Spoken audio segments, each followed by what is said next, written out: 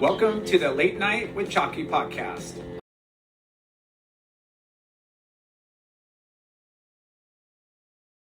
Is everything in? Sure. Friends and family, brothers and sisters, welcome to the Late Night with Chalky podcast.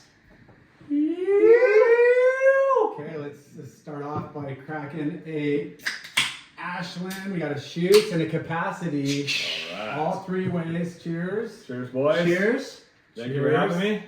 Thanks for our sponsors right there. Our guest this week is an industry veteran that made a huge impact on surf, skate, and streetwear culture with Obey, Loser Machine, and Dark Seas.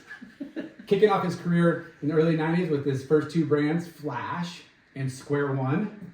What? Wow, you guys went deep. He's always had the dream to create a multi-in-house brand entity, and it just so happens he ran into Shepard Fairey, and Obey was born, right? That's One correct. thing led That's to correct. another. Yeah. Yes. I mean, his buddy had a screen printing business, so I think's a partner with him. Yep. Got the that's also artwork. correct, yeah.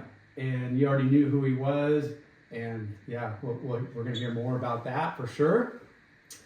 And later, he approached by the Loser Machine group, and they brought them in house, which was also a part of Dark Seas was a part of Loser. That's correct. Machine. Yeah, kind of a very starting days of it. Awesome. And now we're going to talk about today and how he got here. We welcome the talented and business guru to the show, Mr. Chris. Nickname? Whew. You got any nicknames, Chris? I don't have a nickname. No. Sebro, I guess would be the only one just for the last name, but Broders. Sebro, yeah. Sebro. Sebro. Okay, it's going to be Occasionally, Sebro. Okay, we'll use that one. Chris Sebro Broders. Okay, I like that. Sebro. All right. Welcome. Yeah, Sebro. thanks again, boys, for having me. Sebro. So, this is funny because I think the first time we ever met was at Expo. Yes, Right? it is. It Yeah. is indeed, yeah. And over the years, like, hey, what's up, man? Hey, what's up, bro? Hey, what's up? And then finally, just, I don't know, a couple months ago, I was talking to somebody, and I go, who's that guy again? And he goes, it's Chris Broders. And I'm like, oh, shit, okay. I go, does he surf? Because Dark Seas, the past couple years, has been blowing up. Wow. Well, thank you. It's always it's always tough from an insider's perspective. I mean, I'm definitely seeing more of it out there, even when I cross paths with people, which is phenomenal. I'm so pumped to see more presence out there. But yeah, you guys probably know it. In the startup of a brand or early years of a brand, being so tight and close to it feels like you're running a marathon every day. To try to build a brand. And Dark Seas comes out of the umbrella camp of Obey. That is correct. Right? Yes, And yes, indeed. Obey, holy fucking shit. That brand has been a beast and a huge part of our industry. Our culture. Yeah. And today I actually was talking to somebody about Obey and how dominant it was in skate, like seeing it all over the place. Yeah. Absolutely. So to have, being not a one-hit wonder, you know what I mean? Yep. Is a what do you call it? An accomplishment in itself, right? Having Obey being what it is, and having Dark Seas is what it's becoming. Thank you. Kind of gnarly to see. Yeah, no, I appreciate it. I know I mentioned to you guys, I was just listening to Ben, and you guys talked about capturing lightning in a bottle a couple times. Yeah. And I don't know that it's lightning in a bottle, but it's been a phenomenal ride. I'm extremely thankful at this point in my career that I've been able to make a living in this industry. Yeah. You guys know it so well. Just all the people you come across. Obviously we share a very common passion.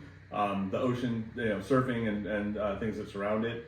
But to be able to, it exceeded my wildest dreams. I mean, when I set off on this journey to start making clothing while I was surfing, snowboarding, skating as a kid, it's just been phenomenal to look back in retrospect to know that I was successful enough and aboard with these companies to carve out a living, cross a path with so many interesting people within this industry as well. Yeah, It's beautiful. It's cool because each brand, Obey, has its set of demographic and look and niche, and Loser Machine and Dark Seas. It's like full circle for you with all the different, relationships and connections. But it's like you're not trying to redo an existing brand. You're not trying to go 2.0 or anything. You're just like these are all their own, specialty brand within our industry. We'll get into each and every one's different aspect, but it's so crazy because, like I said before, other brands have done it, like skate companies are notorious for having a skate brand. And then, like let's take Girl and Chocolate. It's Girl, then it's Chocolate, and then it's Lakai, and then it's, like an incubation. All these brands and ideas come from one camp, or people branch off from that camp to start their own.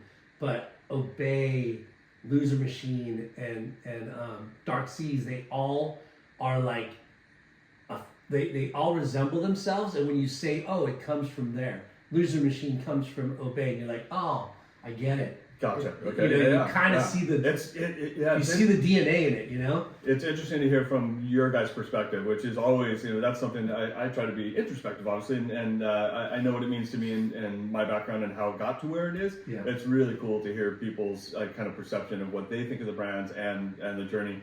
We have laid pretty low in the sense of letting it not by any disguise, but we don't often talk about how Loser and Dark Seas came from the Obey camp necessarily, because we want each of the brands to kind of live and breathe in their own world and DNA. Yeah, very there's definitely paths that are crossed, but it's also very important to us that each has their own kind of identity and customer. And that's one of the cool things that. Like you've done is you have separated it, and you have operated enough and did enough things for people not even to notice. But because we're insiders, you guys know you're behind the scenes for sure. So let's get into it, man. Where did it all begin for you as far as surfing? So growing up, I went to El Toro High School, but growing up I was in the kind of Lake Forest, Mission Viejo, El Toro area my entire life. Took an affinity to surfing around 10 years old or so. Literally discovered in a friend's backyard a kind of this swallowtail twin fin that was super beat up. Asked if I could borrow it because I wanted to learn how to surf. So at that time, I was doing summers at the beach for the most part. My mom, her girlfriend, and all of the family friends, we'd go to the beach pretty much every day was our routine. So go down to T Street a little bit, go to Doho.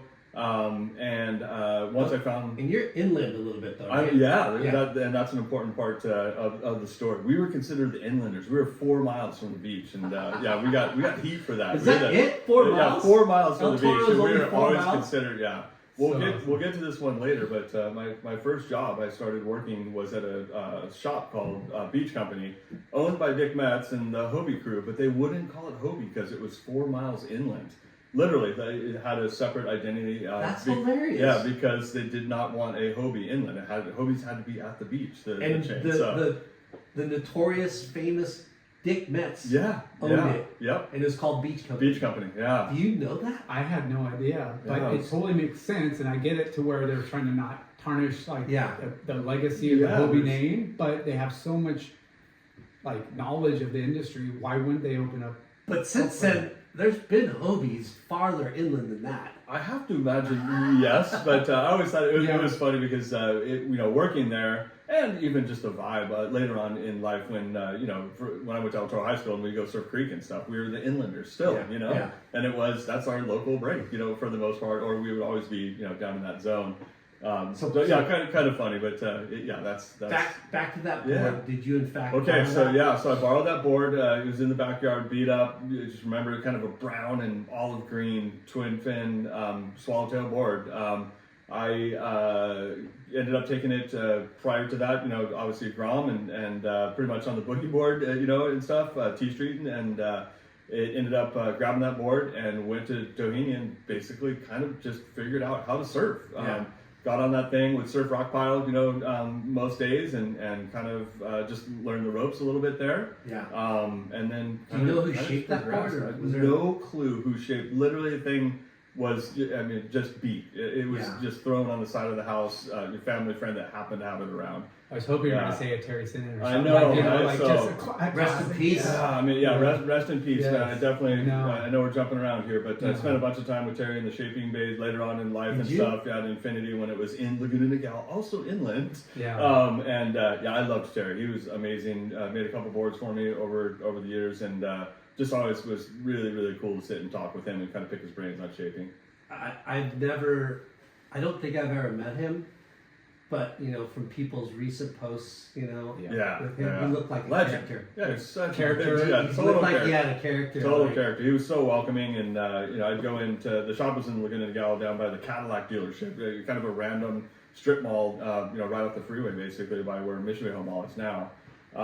And we'd go in, go surf, and then swing by and just talk shop with him, basically, and ordered a couple boards over the years and get to spend some time, with him. And it was the draw. He was a character, but he was also very open and willing to kind of share a story and or discuss. I've always been fascinated with tinkering with stuff like that. Never shaped myself, but was always kind of fascinated by guys that have that skill. I mean, when you see it firsthand, it's shaper. Yeah, like the shaping bay, the way they work, it's like, it's so impressive. Yeah. Like, and it's such an art. Like, it's crazy. Absolutely. You watch it because like that, or in the back of your mind, you're thinking like, that could be a magic board. Yeah. That could be the one. Yeah, you're so amped when you go and nothing's done. You get the phone call or you swing by the shop and the thing's sitting in the rack with your whatever it is, your airbrush, the sheet that you filled out and use a colored pencil or ink, the markers or whatever, and did your design, and then you got your lambs on it. So sick. So I was lucky enough to experience some time with him in the shaping bay. Yeah, and going back to shapers, it really is an art form. Yeah. And like you're the way that shaping happens, it's your eyes and then your hands, right? Yep. And first you fucking cut out the outline, then you start planing it, right? Back and forth. It's like they were super rough, and then it comes super Becomes subtle so and refined. super refined. Like they're kind of butchering, and then it just Yeah. slowly But turns into- when you're watching them going pass by pass up and down the surfboard, and then they fucking look at it. They got their masks on and they got glasses on, and then Well, The like, lighting, the vibe Yeah, in you're there. just like, yeah. fuck, that's hard. well, they say That is artwork right they there. say total muscle craftsman. memory, but then it's like eye-hand memory. Like they every time they put it under their arm, and they can instantly see or feel like a discrepancy or a change, and they put it back, and then they're and it's the same way we are. Like I go, if you put it under your arm and it feels good, it's most likely good. Yeah. I remember going in and talking with Terry a little bit. It's funny because I didn't have an Infinity at the time, and I think he was asking when we were riding, and I brought a board in, and I will never forget him literally just running his fingers down the rail, and he's like, "Oh, this rail's off by this one's whatever a 32nd bigger than this other." Like, whoa, this thing's it's out of whack. Like, this is what's going on with this thing type of deal. That's funny. It's cool. Like you said, it is muscle memory, and those guys have it so dialed, and it's Well, going back to this twin fin, I'm sure you Yes. have like memories. Vivid memory of like waves you caught first.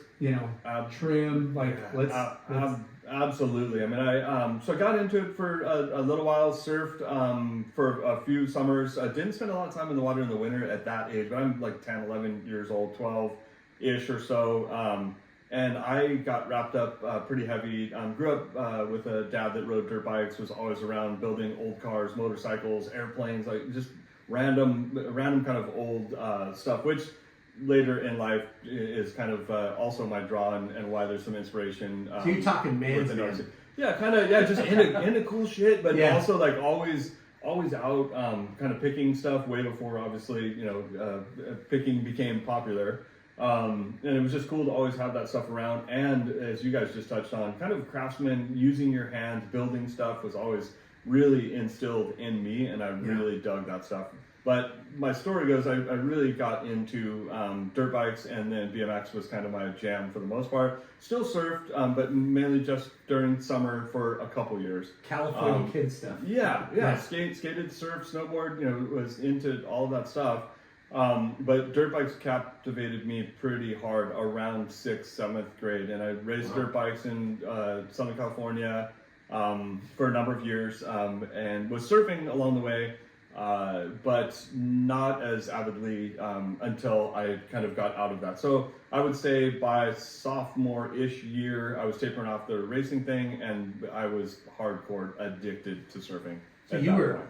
you were racing in competition. Yes. With Yeah. I feel so fortunate to grow up in the time that I did. So there was a track right off the freeway, which is where Great Park is now in Irvine, basically. It was called OCR, Orange County International Raceway. They had a drag strip way back when, which my dad would always be taking us to the drags as a kid. And then they created a motocross track. So raced there every Thursday night, basically for years. And then What kind of bike? I was huge on Kawasaki's. I was a big Two-stroke? two-stroke. Yeah, KX80 back in the day was the green bike. machine? Yep. Those were Yeah. badass. Yeah, we had a family friend that was a pro motocross guy, and of course I looked up to him like crazy. So he rode a Kawasaki, so I had to ride a Kawasaki, type of thing when I got into it. But yeah, love the racing thing, and of course had aspirations as a youngster that I wanted to go much further and race professional motocross. But after putting some years in and seeing how difficult that was, going through some injuries, breaking minor, but breaking wrists and dislocating shoulders, that type of stuff, I'm like, all right, I'd way this is keeping me from surfing. I would way rather spend more time in the water. It's expensive. It is expensive. It was pretty reasonable back then to throw a bike in the back of a truck and go ride. And at the level I was riding at, it wasn't like I was blasting through bikes like some of the kids probably do nowadays. But yeah, it was fun. But Did you ever get sponsored by? Yeah, I had a couple sponsors. Minor stuff, but gear sponsor back in the day, oil sponsor for it was two strokes. They'd have premix and all that fun stuff. But yeah, I had a couple sponsors. That's rad. It was cool. Yeah. And your dad fixed and worked on your bikes? Absolutely, Yeah. and I'm fortunate enough that I definitely took a penchant to learning all of that stuff as well. I mean, at a pretty young age was super into BMX bikes as well, and I'll never forget just seeing my dad wanting to do things in the sense of working with my hands or understanding how things work, tearing that bike completely apart, figuring out how to put it back together, that type of stuff. That led into the dirt bike thing, definitely, building them, kind of pulling them apart, swapping parts out, whatever needed to be done. I wish that was still around, like that kind of. It was the best. That kind of Lyndon, hobby or trend or whatever. Like it's around. You just aren't in that. we don't have a circle of friends. You didn't. Yeah. I don't have a circle of I mean, friends. my son. Now it's all electric bikes. Yeah, He has a Surlon, which is a motorcycle. pretty much a motorcycle. Yeah. He took the whole thing apart. It's amazing. Like, so you took a penchant to it, but he likes it. Everything apart. He's like, I want to go get this powder coat. I want to get it. He's always replacing parts, new shock, whatever. I love it. He's a pretty man much after my own heart right Yeah. there. I Yeah, love it. he's rebuilt that thing like 2 or 3 times, and But your dad's generation and generations before, yeah, and we talk about it on the podcast, like guys like Dick Metz, Yep. Hobie and stuff. I mean, you got they were obviously. fucking gnarly. They were like cigarette smokers, whiskey chugglers, Yep. moto guys. The hot rod deal, Hot the guys. bikes, all that stuff. Yeah, I mean, I always, looked at. There's obviously a pretty big scene early on. I mean, there's plenty of photos around of the hills in Dana Point, even with those guys ripping hill climb stuff. Those guys, empty had back then, and was tear up empty any and, field. and just super cool stuff. The area that I live in, San Juan now, and the area I live in is the old landfill. And we used to cut dirt bike tracks in that landfill, and I just by random chance happen to live in that zone now. But the accessibility was something that was amazing. I was able to ride, Orange County was Thursday nights, I'd race there. There was a place called Saddleback Park, which was incredible out the Silverado-ish area in the canyon there. Off Chapman, and that track was world class, and they had many tracks there and just free riding. So, yeah, magical time to grow up in. Very passionate, always loved the dirt bike thing, but surfing was something that was always kind of something I knew I was going to gravitate more towards, or it pulled me in. After I kind of shook the dirt, I still try to ride dirt bikes when I get a chance nowadays. I love bikes still, but the surfing thing really caught me. That's so funny. Because we talk about other kids playing like soccer or football, baseball, and that's when you're young, So that's what typical. your parents want to do. Yeah, That's what yeah. all your friends are doing. But then there's that drug called surfing Yeah, totally. that like sits there in the back of your mind. It's like, you want to do this? You know it. Come on, where are you? Get over here. It is, yeah. Did you have any siblings? Do you have No any siblings, only child. Grew up, as an Oh, only you're one child. of them. Yeah, I know, right? I get a lot of heat from my wife about that one, but yes, only child. And Special. Yeah. I am special. Fortunate to have the attention of. My mom was really into going to the beach, which is rad. She does. Yeah. She's not like a big water person, but she, early on would take us to the beach all the time. And as soon as obviously bodyboards came out, and like the first Churchills, I feel like, and stuff is. Just that stuff was super accessible, and I spent all of my summers there when I discovered that surfboard on the side of the house. Started it, and then always was circling back onto it even when I was racing. But yeah, I would say sophomore, junior year of high school, I was all in, and I think it was a really interesting time. There were some people around. Started surfing down at Pochi's quite a bit. Which is beach road kind of zone down between Dana and San Clemente. Used to be good waves. It used there, to be so good, and the Fletchers lived on Beach Road as well. So I got to see the whole era of Christian, and then Nathan was obviously Grom at that time. But the whole era of those dudes, Christian starting to do airs and stuff. Matt, Archibald, and Dino were around at the pier. I would see them surfing at the pier and totally look up to those dudes all the time. So Yeah, for sure. it was another really fun time in my life to watch all of that stuff and be influenced by it. Yeah. Did you have a good rat pack or friends like in the neighborhoods? Like Definitely the high school buddies. I had Like they're two kind of surf, there was two? like definitely. There were probably 4 of us that were diehard. Really once we were all in. We surfed pretty much every day. And we do little missions up NorCal stuff a little bit, or Central Cal, down to Baja occasionally and stuff. But we definitely had a core group of friends that surfed together all I the feel time. like if you're a surfer and you're telling your parents, you're like, hey, I'm going like 4 hours away on a surf trip, they're kind of like, cool, like you're going to go surf, you're out of trouble. But if you said, Right. I'm just going to go randomly somewhere, they'd be like, wait, what? Yeah, Like, no way. No Yeah, way. no Like, way. Surfing definitely has a little bit of like, Leeway there, and Yeah. So, what did you progress to after that twin fin? What was your first real board? So, from that twin fin, I would say probably one of the next boards that I really remember. I'm sure there was probably, well, actually I do know. The store I'm speaking of, which was called Beach Company, that I ended up working at later. One of the cool things about that shop, it was located in El Toro. That center that it was located in was the corner of El Toro and Rockfield, super major intersection at that time. And another piece of my puzzle is there was a Tower Records in that center. So the center had Tower Records Tower Records and Beach Company. I'm battling a little bit here, but so I remember going into Beach Company. They had used boards. They had a used board rack. And this is long before I worked there. I went in and I got a Midget Smith. I remember getting a Midget Smith there. And that was the next evolution of a board that I actually remember and surfed quite a bit on for the next probably 2 years or so. Thruster or? Yeah, it was a thruster. Yep. Yeah, they had a board on rack thing, caught my attention, loved that thing, and put some time on it. I think the board after that would have been probably with Terry at that time. Nice. Yeah. And isn't it a trip how you said you went to T Street a lot. Yep. And you surfed Pochi's and you surfed Doheny. You started learning at Doheny, and then you progressed from there, right? Absolutely. We've had a lot of dudes from San Clemente, Dana Point talk about those stepping steps. stones. Yeah, totally. It really is. Yeah, it's. Obviously, almost everybody starts at Doe. It's just such a soft and easy wave to get acclimated with. Pretty forgiving crowd, crowded, but even then it was crowded. I remember. Always. But pretty forgiving, wave and climate down there at the beach. Then you felt like, okay, I'm going to venture out with my buddies, we're going to the next. And it was funny in that era. I would say, even surfing Pochi's. I had a few friends that I would surf with all the time, but there was a vibe when you showed up there, especially Pochi's. The one main peak kind of there, and you got Christian and those guys out occasionally and stuff. And they were not stoked, obviously, when 3 kids from El Toro would roll up and paddle out, you know?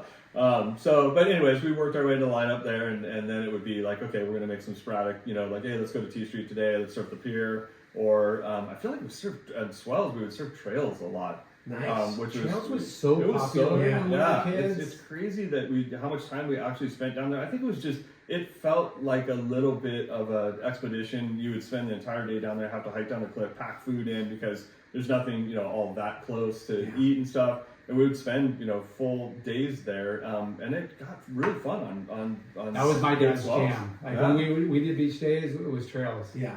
It's a trip because it's 2 miles from Trestles, or a mile from Trestles. Yeah. And it That's such a feels different like feeling. you're like in a different state almost, because there's like, you know what I mean? It's just like empty. You could be there all by yourself all freaking day long. Yeah, we felt like we were scoring. It was like Misto almost, in the sense of, you'd hike down whichever given trail, you know, that time, whatever the sand was doing. You know, it could be trail 1, 3, 5, 6, whatever it might be. Hey, it's firing at 6 today, whatever. Yeah. You know, You in know our what happens minds south at of least. 6, huh? Yeah, totally. Yeah, we saw a little bit of that, little volleyball. Hey, clothing optional. That's why That's maybe Trail 6, right? That's maybe why Tone Lawler like to go Went down there, there. yeah. Hey, where did Dad go?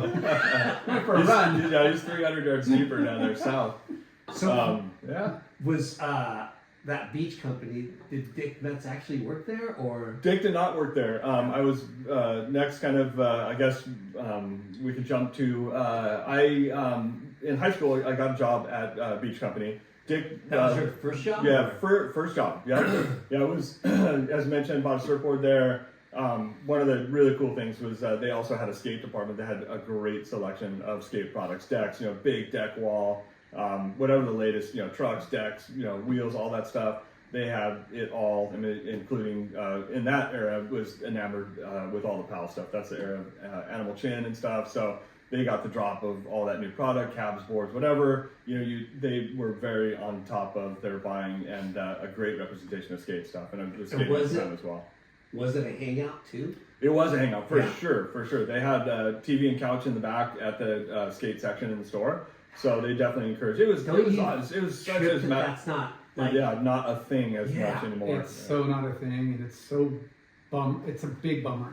You know, yeah. You know- at least people are trying to do stuff, there are shops, you know, that are but not. premieres again. You're seeing a lot Yeah, of people do yeah. premieres, which is kind of a step back of what we used to do back in the day. But like when we were younger, Dude, the couch or That just was a VCR playing every Yeah. movie like, Yeah. over and Yeah. over and over. at skate shops and surf shops, like people would fucking hang. That Yep. was your clubhouse, your And- temples of Stoke. And there's so much opportunity to get a job when you turn 16 or 15 or Right, whatever that right. age. You know, you go be a busboy, which is commendable and it's a good, you know, hustle. Yeah. And, you know, or work at a fast food restaurant or whatever. But like To a work badge as- of honor Yeah. is, you know, You're if cool as hell. if you're a surfer or skater or whatever and you're working at one of the shops, you're doing it because, Yeah. like you said, it's Clout. clout. Yeah. For sure. And maybe getting deals on things, Yeah. you know, both. But Hey, primarily, Half my you're paycheck went to like, primarily you're Absolutely. trying to get a job at one of the coolest places to work, that, right? Like it was. at least that's how we used to think.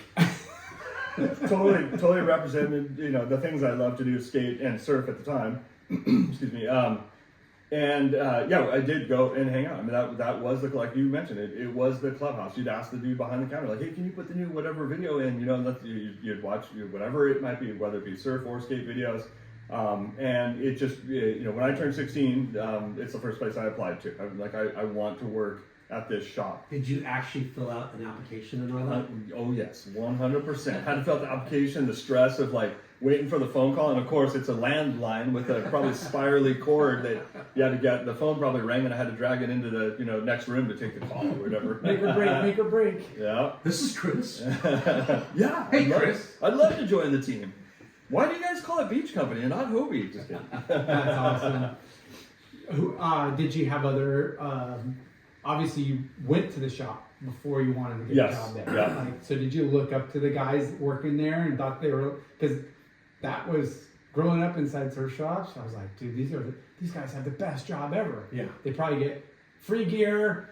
They get, I mean, the job itself is not rocket science. They're all just hanging out, selling stuff. Yep. Like, I'm all, these guys just get paid to hang out. Like, that's what I thought of them. Oh yeah, from an outsider's perspective, I mean, this is the coolest job ever. And I don't know if you guys know the name, but Cole Simler worked there at the time, which he's an older Sacramento, just good looking ripper. And he was in Sacramento, pretty well known name, surf dude in Sacramento, but he worked there at that store. So yeah, you'd walk in and you talk boards and stuff, and you're talking with him, and you obviously see him in the lineup other days. You're like, whoa, okay, this guy rules. So yes, very much looked up to the people that work there. One thing I liked, and it exists a lot in the shops nowadays, but they're so like welcoming and open, and you could pick brains on stuff, or they were constantly. I feel like they did a great job, back then even of curating brands and product within that door. Yeah. They were always on top of whatever the latest stuff was that you were hunting for, and at that time, obviously, you're looking at magazines or maybe seeing videos of the stuff, but they already had it in the shops. What was the brands you were hunting for back then?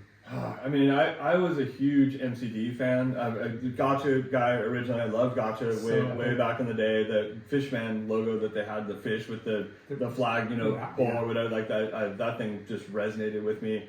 I think MCD was probably the first brand that I remember. Like, all right, I want to be part of that tribe. Like it had grit to it. Matt Archibald was on the program at the time, and it felt like it had a kind of a just edgier, piece to it. Totally. And for those that don't know, that are maybe listening, more core division.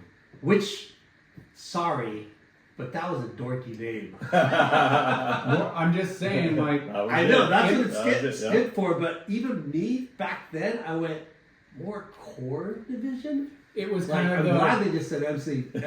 Right. and that's how a lot of things do get.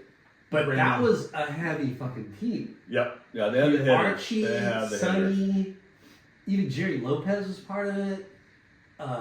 Who else? Johnny Boy Gomes? I think Johnny Boy might have been on the team. Yeah. You might be right. I definitely loved. Yeah, He's like an encyclopedia. He knows. I would be like, I don't know, maybe. Yeah. I don't know. But yeah, it was Sonny Garcia. Like it was a They had the hitters on the team, and I'm a big fan. Like Matt's whole program, and as I mentioned, I love bikes and old cars and stuff. So I'd see Matt ripping around town on his old Harley at the time, and see him in old cars and stuff, and it was just super aspirational. Obviously, rip surfing, had accessibility to see him at the beach occasionally just by showing up at the pier or wherever he might be in those waves. Yeah. But also just to see, obviously, he was pretty full throttle in those days, and just his lifestyle, personality, and Built for speed. radical surfing, back in that day. So Andy Irons. Andy Irons was on MCD, yeah. Yeah. But what's crazy, you got me to thinking like that San Clemente, where you were growing up, going to surf those places, dude. Back What a hotbed of because Huntington had its, heroes. Yep. But They had at that heroes. point in time, San Clemente, fuck, dude, Christian was blowing up. Yeah, Christian, Dino Dino was Andino, incredible. Shane Beshin, Archie, like all these dudes that were like in the magazines all the fucking time, and It was Astrodeck. Yeah, totally. The Astrodeck, all the was blowing Astrodeck. up. Wave Warriors was like Yeah, playing you out had every. accessibility to go see those Good guys. waves, incredible surf talent, and home of like some big companies and brands. So yeah. There's What a trifecta. killer place to It witness. was really cool. It definitely was. Looking back on that era, and just there's countless days I remember surfing Poachies and being out and seeing Christian blasting airs down the beach or whatever. And wow, I mean, it was obviously that was a very new thing at that time, and to be able to sit and witness that stuff going on, it left a lasting impression. Then when I look back on it, I'm like, man, it was a special era.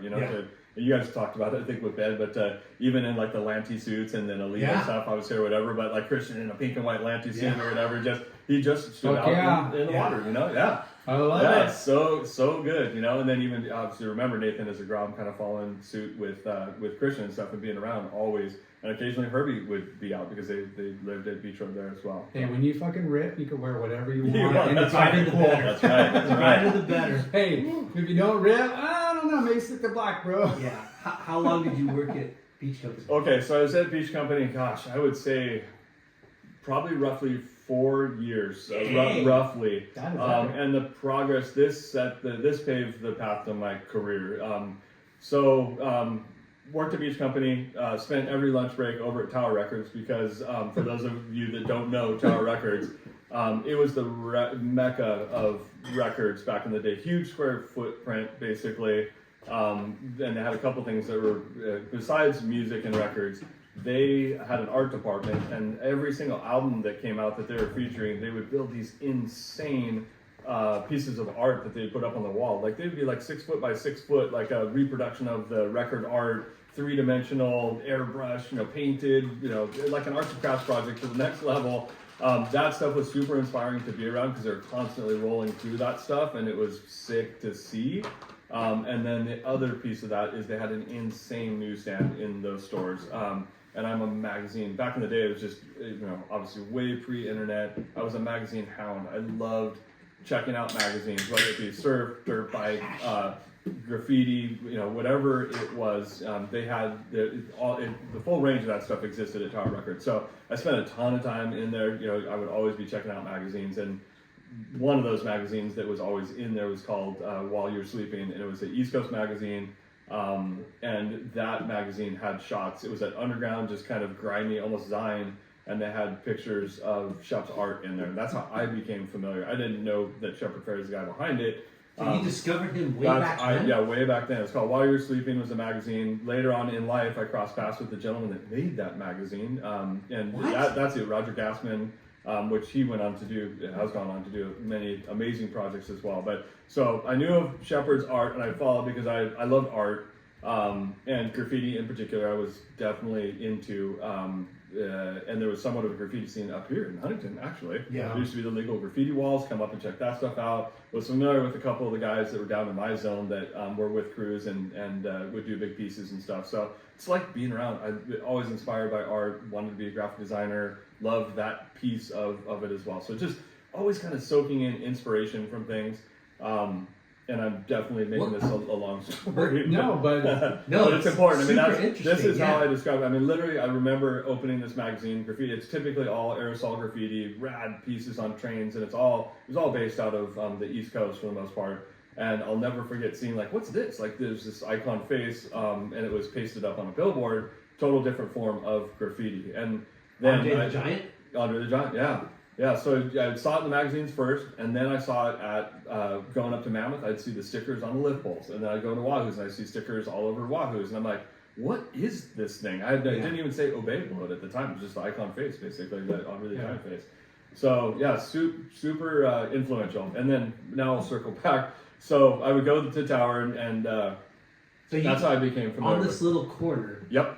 You had the surf shop, Tower Records, and yes. a magazine. The magazine stand was in Tower Records. Inside, yeah, it was inside. So, which makes sense because they're hand in hand. Yeah, So the art of so Tower was this inspirational. I could listen to music, I could look at magazines, and I could see a ton of art on the walls, all in one place. And it was just kind of like I would always. It's like going to a museum to some extent. We just soak in a bunch of this, this visual inspiration. Yeah, constantly. While you were talking graffiti and art, it's funny because in East Coast, right? Yep. There's so many people that we've had on the show that have crossed over in that, Eli Gessner. Uh-huh. You know who that is? I know that name sounds very familiar. Is graffiti York. artist himself? Oh, it's Zoo York. Yes, he was a graffiti artist before he started. And then our friend Lou Carrion, who's a gnarly artist, but he got addicted to, what do you call it? Tagging. Yep. He's a graffiti artist and stuff. Long Beach. KBH. Okay. Yeah. He's part of that crew. Yeah, definitely. But it's just so interesting how, magazines and these weird things that can inspire you and take over, create a burning, ignite a flame that turns into a fire that influences you the rest of your life. Yeah, absolutely. So, I had that inspiration at Tower to constantly be seeing this. I was fascinated by this form of graffiti because it was so different and very stark, black, white, red imagery, non-aerosol, but in these magazines, and the stuff was on like crazy sides of buildings, multiple stories up, or billboards and stuff. It was just such a different approach to graffiti. But I'll circle back. So that's my lunchtime breaks. I go discover all that stuff. I'm immersed in creativity. I love art in general. Into I listen. at that time? Gosh, I mean, I've always been all over the boards. I like all kinds of music. Definitely, back in that day, I remember my first CD I ever bought was ABC, which is wild. The band ABC, Nuts. Yeah. On the Bronski beat. Then Love and Rockets was another big one. What do you call that? Bauhaus. Is that new wave? Yeah, it's kind of new wave. I would say new wave is probably the most influential in that period. That's a good. What was your favorite song from ABC, dude? I can't even remember on that one. I just remember that was. I'll never forget because that's when CDs came out. You're like, oh, we'll have to find one and play. CD. Yeah. The look of love or something. Yeah. Like something along those lines. Yeah. So good. But anyways, so music was also another, I was really into music, and I would love to circle back on that topic because that's another big piece of inspiration. But I'll wrap it up in the sense of, so go back to Beach Company. I worked at Beach Company for those number of years. And the key to this story for me is the manager at Beach Company was kind enough, she took me under her wing, and maybe the buyer for the skate hard goods products within the store after a couple of years. I skated all the time, so she's like, hey, the other gentleman moved on. We'd like you to take on that responsibility, which... and you skateboarded? I skated what kind of skateboarding as well. Street skate for the most part. A couple skate parks are around, but it was far upland. Earlier on, there was a place called Skateboard Odyssey in Mission Viejo as well that I skated, which was more pool-based and stuff, concrete pool stuff. Super rad place. But what kind of board did you ride? First boards were a Logan Earth ski, which is way dating me, then I moved on. In this era, I was a huge Schmidt 6 guy. Like I loved all Paul's stuff all the stuff that he was making, a little bit of the Bone stuff as well, but I really gravitated towards all the Schmidt stuff. Yeah. Can I tell you two crazy, iconic skateboarder meetings we just had at the beach. The boardroom show. Yep. Tony Alva was there. Yep. With his Amazing. surfboards, and we were doing podcasts there, and he had walked by, and I introduced myself, dude. I love you. Yep. You're fucking. Just to talk about a legend and inspiration. Yeah, absolutely. And I'm like, dude, love to have you on the show. He's like, maybe, He kind of said something funny, and then he goes, hey, just to let you know though, I'm a surfer. Skateboarder second. I love it. Yeah. Skateboarder that's second. Amazing. Yeah, that's amazing. Like, are you fucking kidding me? Yeah, that's amazing. And then I go surfing at Anderson Street. I pull up a friend of mine, this guy Dave Hegstrom. You probably know who he is. I know that name too. Skater Built, yeah. I think it's Skater Built.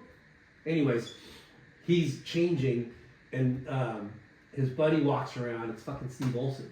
Crazy. And I'm just like, that's holy so rad. shit. Yeah, so rad. And he's a full-on surfer. Oh, he loves, and his son love to surf, right? Yeah. They surf a ton. And I'm just like, holy shit, like, these guys are all surfers, and I mean, you look at over Jay, the years, obviously, Jay Adams. I mean, I mean, obviously, Eli Yester surfs. Like, he's a surfer. He loves surfing.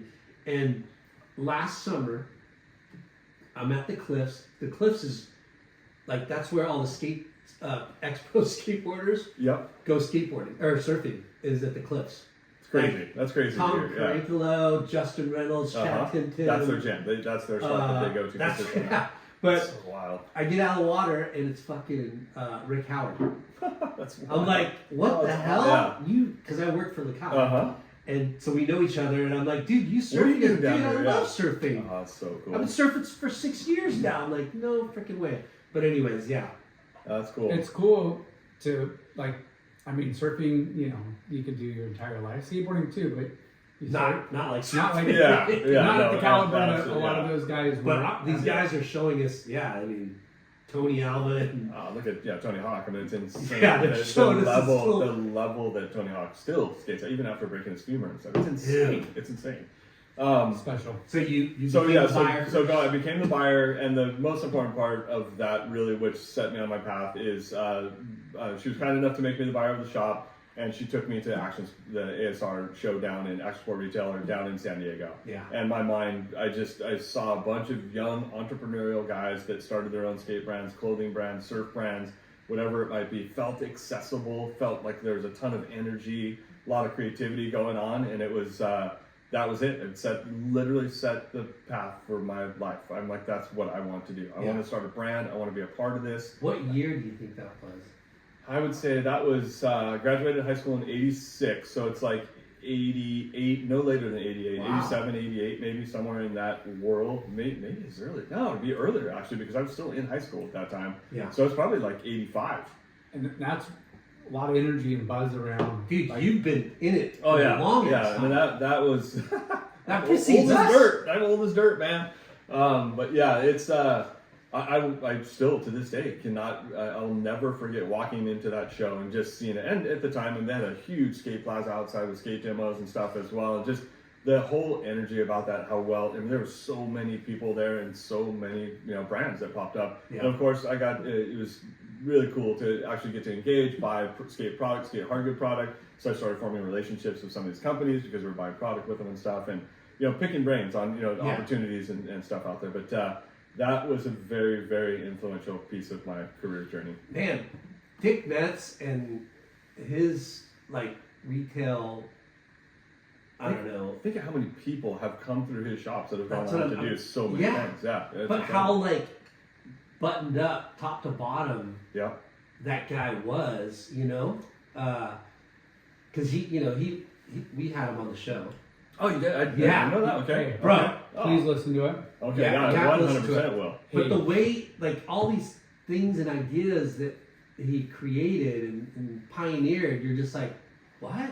It's Like- between him, Hobie, and then Phil Edwards as Yeah. well. I mean, those guys. If you start scratching the surface and going back, and there's others that work for those guys. I mean, how much just in boat building, surfboard building, manufacturing techniques, Yeah. hydrodynamics, even the weirdo stuff that Hobie built that Yeah. you probably don't know about, like the one-off experimental stuff it's The insane entrepreneurial ideas, spirits, and strategies that those guys just- employ. that they just came out of that. evolved out of that small circle of friends. You're just like, what the fuck? Yeah, it's incredible. Yeah. Yeah, but Talking about but American listen, Dream shit, like that, Yeah. just Yeah. go getters, just we'll figure it out. because even back then, early, mid to late '80s, they already had a buying team. Absolutely, yeah, no, That's- absolutely. They were that's kinda on it. crazy yeah, to me. Yeah, they were on it for sure. So okay, you went to that ASR. Yeah, so I went to ASR, and Started that was network. inspirational. So kind of filed that one away, got through high school, and then went to community college. At this time, another important piece of my journey. Saddleback? I went to Saddleback. Yeah, absolutely. Keeping it Yeah. home. What was your aspiration? My aspiration is to be a graphic designer. Ooh. Yeah, really want to be a graphic designer, and that puzzle piece led me to some connections. So I was dating a girl, and her father happened to be really, really early on the whole Mac computer deal. So this is kind of literally the original Mac launched, and then within a couple of years they had the Mac 2. And Illustrator came out for that Mac 2, and he was working on stuff. He would do page layout stuff, and I think it was Quark Express is what it was called. But he would do page layout stuff. I would see him working on the computer at the house, and it had obviously some art component to it in the sense that there were programs that you could actually create art and work on. Started picking his brains because I loved to do art, was inspired by it, and ended up getting plugged in to buy my first computer, a Mac 2 basically.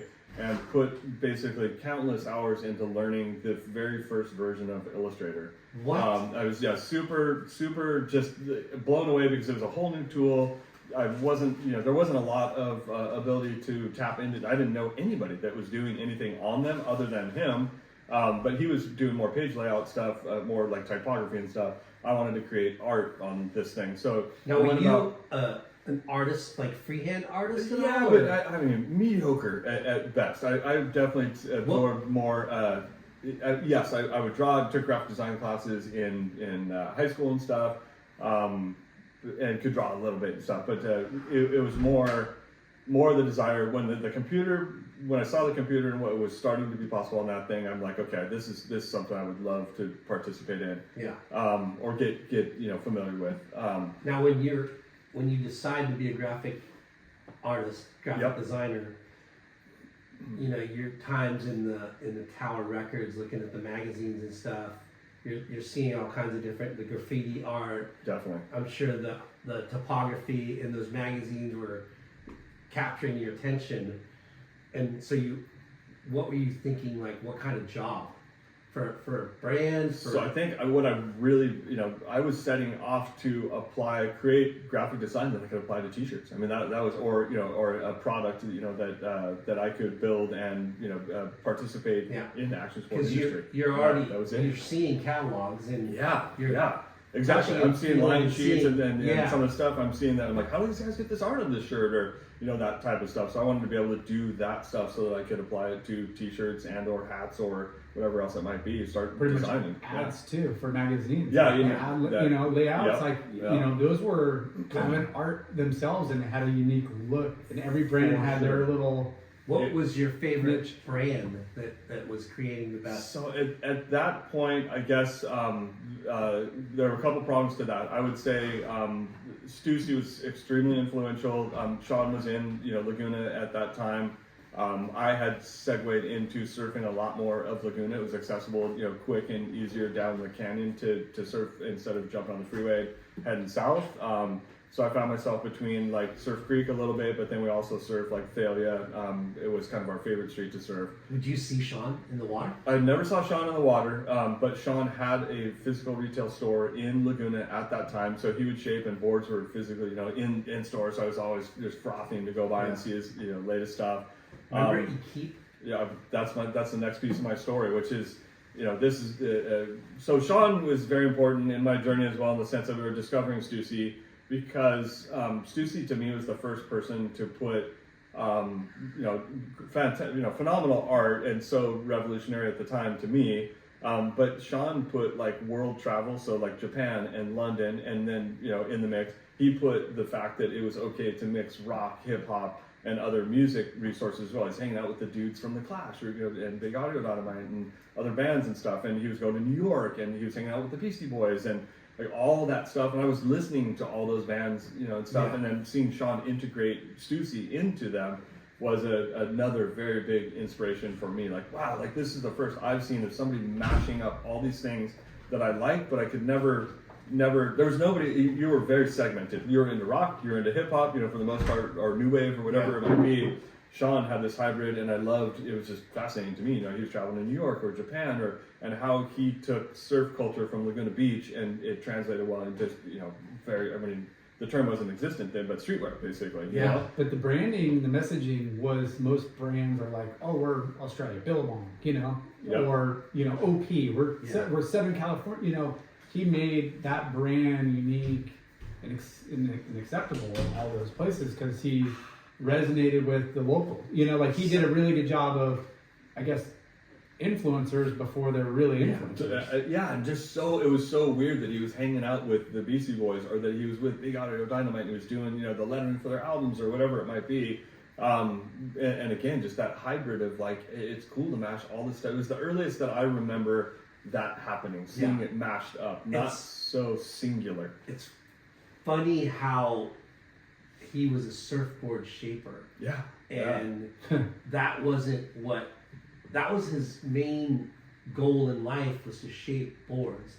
But because he had such an interesting typography and signature, that really took off. I mean, it all started with surf and reggae, and another important component. Mixing even. I don't know who we talked to that told us, that the first trade show, he's selling boards, and then he had some T-shirts, and he sold more T-shirts than he sold surfboards. Yeah. And that's how it took off. Yeah. Good looking logo. It's But- just Yeah, works. the ads, the early black and white ads with John Gothard and stuff, back in the day, and some of that stuff, just the way he went about Surf that Mannion stuff, and just Yeah. so fresh It was so and different, black and white or sepia tone or whatever you want to call it. with his lettering on the ads, Yeah. with rad little slogans, that were like Yeah, what, it was like And then- kind of graffiti almost, like with the way like the it very much captions mixed in that world. mixed in. Yeah. And when you look back, you're like, it's just a black and white photo. Yeah. Yeah, wait, John- it was- it's just a pretty girl with a Stussy t-shirt on next to an African tribal kid. Totally. And you're just like, Yeah. but that was fucking genius. Yeah, Because it said 100%. World Tribe. Yep. And you're just Yeah. like, It oh, was wow. So It's a page fresh and stopper. different. You're Yeah. like looking at it and you're like, wait, what's going on? Yeah. And I remember, it's funny, like, one of the first OP Pro girls was one of the first Stussy models. Oh, no way. Yeah, Oh, Laura interesting. Roberts. Okay. Uh-huh. And I don't know if she modeled, but she was in the In the photos. Susie ads. And then, you know who he is, Big Tony. Yeah. Big Tony was in Stussy ads. That's crazy. And it was Crazy. funny. I think, do you know who Paul Harvey is? Yeah, of course. Yeah. Okay. Yeah. Paul Harvey. There's one ad, and it's Paul Harvey in a golf. He's like walking with a golf bag, and I forget the fucking. But I Yeah, remember what Paul for, was in one. I didn't Yeah. know that either. Paul Yeah. worked for Stussy for like a decade or so. Yeah. It's crazy. For a while. Yeah. But it said, I think what did it say? Yeah, he was there when I Oh. was there. I think. Oh, now I gotta fucking find it. But But you mentioned a keep, which is another very important. So I started hanging out in Laguna, surfing Laguna, and going. I would see Stussy stuff. I was totally fascinated by his whole program. And then Doug opened a keep, and that's another. Like that was the first store that hybrided a bunch of brands together too. That didn't typically make sense, and Yeah. he was very forward in like he was traveling to cities and or LA. I would assume mainly, but. He was buying brands that I hadn't seen elsewhere. None of the other retailers in the area could I buy those brands at. My typical surf shops and stuff I would go to, one of those brands was Fresh Jive back in the day. So, so Rick Klotz was extremely, phenomenal artist. That brand shook things up. Again, it was just like walk in, see that brand. I'll never forget the hat, that was in there. Was buying Stussy stuff from a keep as well, but. Yeah, very influential shop, and it was again on Pacific Coast Highway, but it had this mashup of streetwear as it was forming, mixed with surf, and it felt so different than anything else out there. It's important. It's kind of important to talk about Stussy and Fresh Jive and what Stussy did. He kind of brought highbrow fashion and streetwear culture into surf, into surf. Yep. And our friend Bobby Lockhart, right? Like he used to wear that shirt, London, Tokyo, Paris, and he thought he was the coolest kid because he'd be wearing a Stussy shirt with those, the cities on it, with the cities on it, and you're just like, fuck, that is kind of cool, and it became this a thing, fucking worldwide thing absolutely. That Madonna was wearing, and like all the gnarly if you really musicians run DMC, like you said. What that thing transitioned into, and all the people that it resonated with. I guess it was such a broad audience. I think watching that again, always inspired by culture, and paying attention to it, and fortunate enough to live in an area or have accessibility to this culture.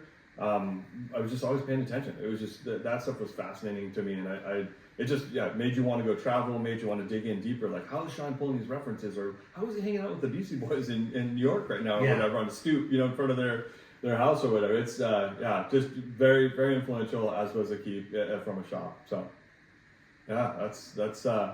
that catapulted me into the computer, and then starting my very first brand, which was called Flash. It was a streetwear brand. I will ashamedly say it was pretty much a kind of a direct knockoff of Fresh Jive. It was my first attempt. Like, okay, I want to do streetwear. It was kind of rave stuff was happening then. Very art-driven scene as well. Club flyers were amazing back then. Posters for the events, the visuals at the events were incredible. So I started this brand called Flash Streetwear, basically. Kicked that thing off, and with that, learned how to use a computer to create designs, output films, scan images like you were mentioning for laying out ads, all that type of stuff. Scanners were starting to come around. So that it was like this whole creative world basically. And then even just learning how to work with a screen printer. I've mentioned separations, calling out Pantone colors, and figuring out tech packs for the stuff. And then whom can print the stuff. And then of course it was, hey, let's throw the shit in the back of your trunk and drive up to LA, figure out the stores that we need to be in, which was oftentimes music / apparel stores. Beat Non-Stop was one of our first accounts that we worked with, which was on Melrose back in the day. Great little zone at that time. It was popping off. A lot of really, really cool, influential, kind of really early on sneakers, and then music crossover. Back then, graffiti, sneakers, and music in its earliest days. Kind of. Yeah. So how do you, like, business plan? Okay, I want to be a Fresh Jive. Like distribution, yeah. Okay, there's a handful of music stores, but you're not really going to get into the surf shops, Right. Right. So Did you look at Fresh Jive's like how do you blueprint or yeah? How do you I look mean, at the at distribution? that time, it was such a young, kind of fresh perspective in the sense of okay, I want to make these designs. I want to see if we can find some accounts that are going to sell them. I was pretty entrenched, still surfing this whole time, but also very entrenched in music and going to these raves and stuff. And with going to that stuff, you learned kind of okay, whether it was because you just have to go to these raves, you'd have to buy you'd get a map. They would tell you, kind of, hey, you can buy. Yeah, you would basically go to Beat Non-Stop, and they would say okay, you buy the ticket there, and then they give you a map and tell you where to go to the event, type of deal. So there were record stores around. There was one in Orange, there's one in San Diego, there's Beat Non-Stop up in LA they were kind of central hubs for a lot of that stuff that was going on. So they would sell, literally, I would load them up. Sell your t-shirts. Yeah, I would load them up on tees, and I would literally kind of make the rounds every week. We just pop back in the store, okay, you guys sold 26 shirts this week or whatever. Here's your cash for that, and what do you got? What's next? What's the next design or whatever. What did you make? We made, as far as so we made tees, hats, and sweatshirts to start with, and then that led into figuring out cut and sew. We started making pants and jackets and stuff, all domestic. Parachute pants, like the kind of pants? Big, we call them the stovepipe pants. So yeah, definitely wide leg pants, and figuring out that was a fun journey in life as well. Kind of figuring out okay, got to go buy fabric in Los Angeles, figure out how to make go talk and figure out whom could make patterns. So wait, your first products were t-shirts and hats and sweatshirts. Yep. And did you put it in a catalog, or did you just print it and then show it to people? Very first stuff was literally, inboxes show up at the store. Hey, we got this little collection. You made it. Yeah, we made the stuff. We owned the inventory. Yeah, whatever it might be. Hey, we made 44 mobile warehouse. Yeah, total mobile warehouse. Just show up hey, would you guys be interested in this stuff? We I got it right here. So yeah, we showed up and had enough success that we would literally, it would be almost like account and film business at the time. So I had a friend that I raced motorcycles with for years, and he was my buddy, and it was actually him that was hey, you're doing this graphic design stuff in the computer. What do you think about kicking off some type of clothing brand? And then I had the idea of okay, I think this is the area that we should pinpoint, which was kind of the rave culture at the time, and of course very influenced by the Fresh Jive side of things. Yeah. It was definitely kind of an homage, looking back, but. Yeah, huge fan of what Rick Klotz did in our industry. Yeah. So you guys went door to door and sold it piece by piece. Yep. And how much consignment? You drop it off and then you come back 2 weeks later and Exactly. And it was successful. It was successful enough that we kept the thing rolling along. Yeah. Okay. We had about a year run of doing that, I would say. The most important part of that was me kind of cutting my teeth, learning just more pieces of kind of how to create stuff, how to produce stuff, learn the ropes as far as local vendors that I could work with, screen printers or pattern makers or whatever it might be. Fabric up in LA, going to buy fabric and trims in Los Angeles, and started kind of just piecing stuff together and figuring it out. And working at the shop and working the floor and doing the buying, you're seeing things produced and how it's sold. Yes. How it's put together. So you kind of know in the back of your mind how to do it. Now you're just going to the other side of the fence. Yeah, exactly. I'm just applying exactly. I had been on the buying end from skate hard goods, but I've been around enough. I mean, I bought skateboard as far as skate brands, t-shirts and stuff as well for that section. So yeah, some understanding there. A lot of it was just like, hey, I'm going to wing it and figure this stuff out and make it happen. I was no longer working at the surf shop at that point. Was attending junior college and at Saddleback basically, and yeah, just tried to kind of figure it out and putting the puzzle pieces together. Did you graduate from college? Graduated from Saddleback, and at that time I actually started snowboarding quite a bit. Local mountains were really kind of in a renaissance of, not renaissance, the early era of Switch over from snow, from ski to snow. snowboard. So there's a lot of like energy behind snowboarding.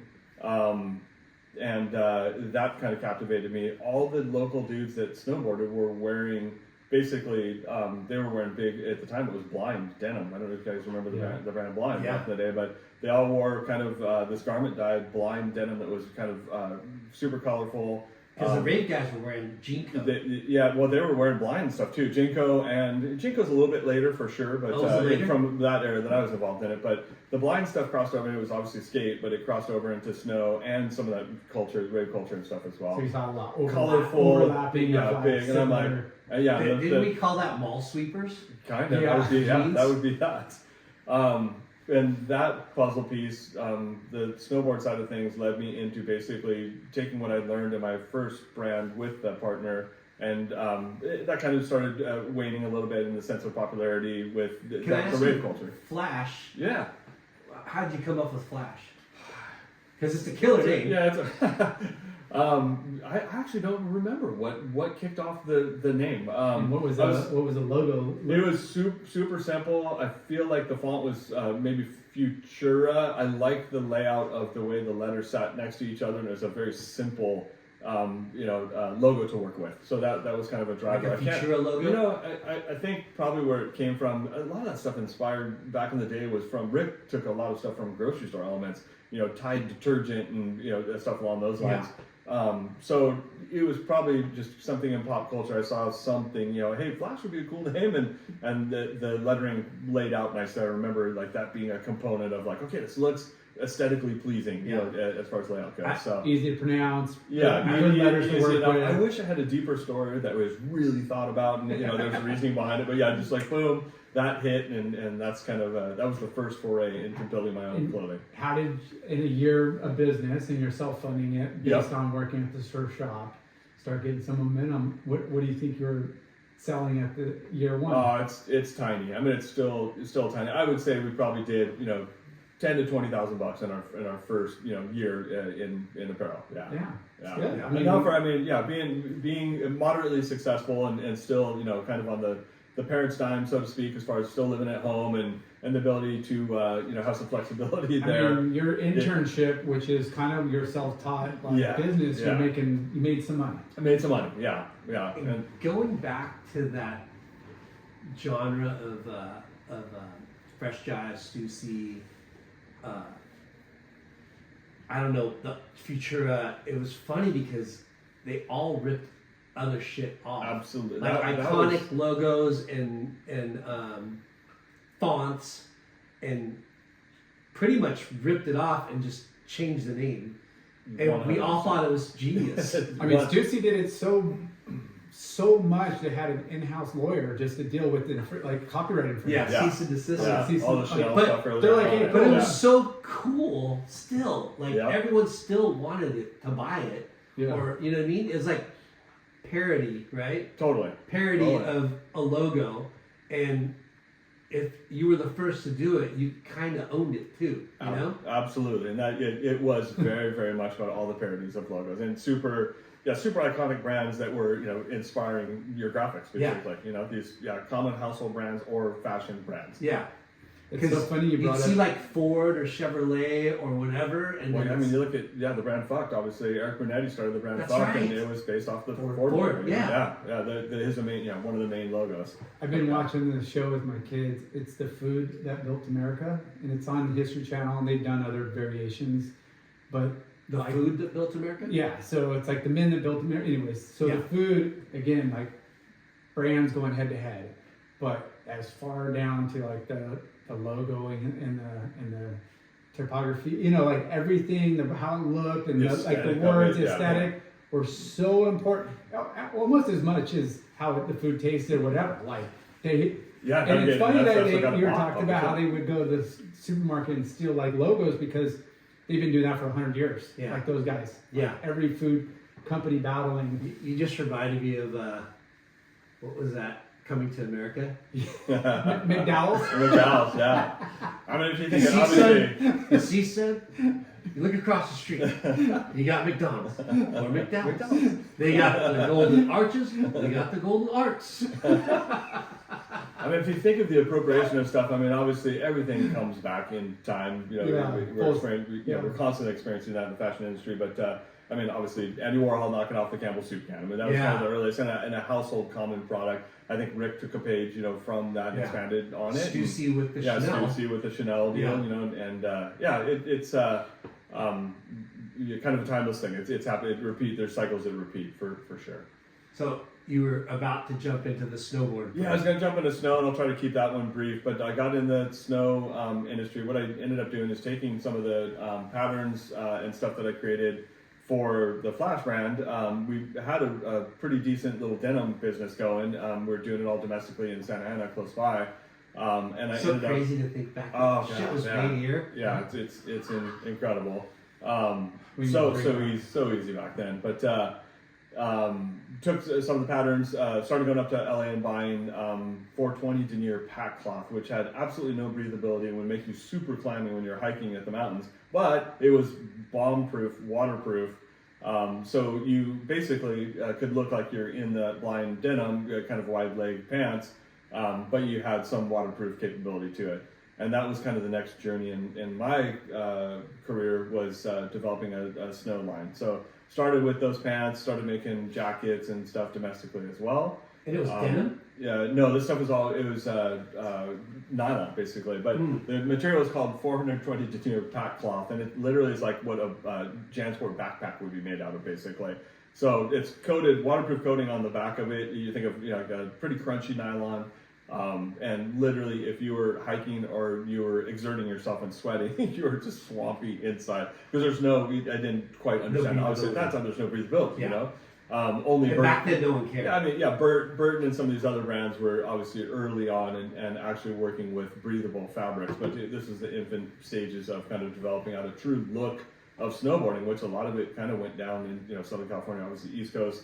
Big with the Burton team and stuff, but there was a lot of stuff I feel like fashion-wise that was happening within snow. So saw that as an opportunity and started. In the beginning, it was really weird though, right? Yes, yeah. Well, remember the court jester shit? Oh yeah. The fucking stupid hats that they always wore. What was that? Why did they do that? But there was two. Right, it was the crossover of the baggy pants, the rave stuff. All that stuff was influencing snow culture as well, locally, big area stuff. So bad. So bad. They were horrible. So bad. But there's kind of two cultures. There's the affluent mountaineers, that mountain goers, families, skiers mostly have money, and then there's like the big bear local like rat. It was gritty. Yeah, I mean, it was grimy. Most people weren't even buying anything outside of gloves. Maybe they were like gangsters on snowboards. Yeah, it was such like regular hoodies and jeans and like baggier the better because you're like loose. It was not technical stuff then. So what did you call that brand? That was called Square One. Square One. So started a brand called Square One. Yeah, and that was my foray into snowboards, snow outerwear.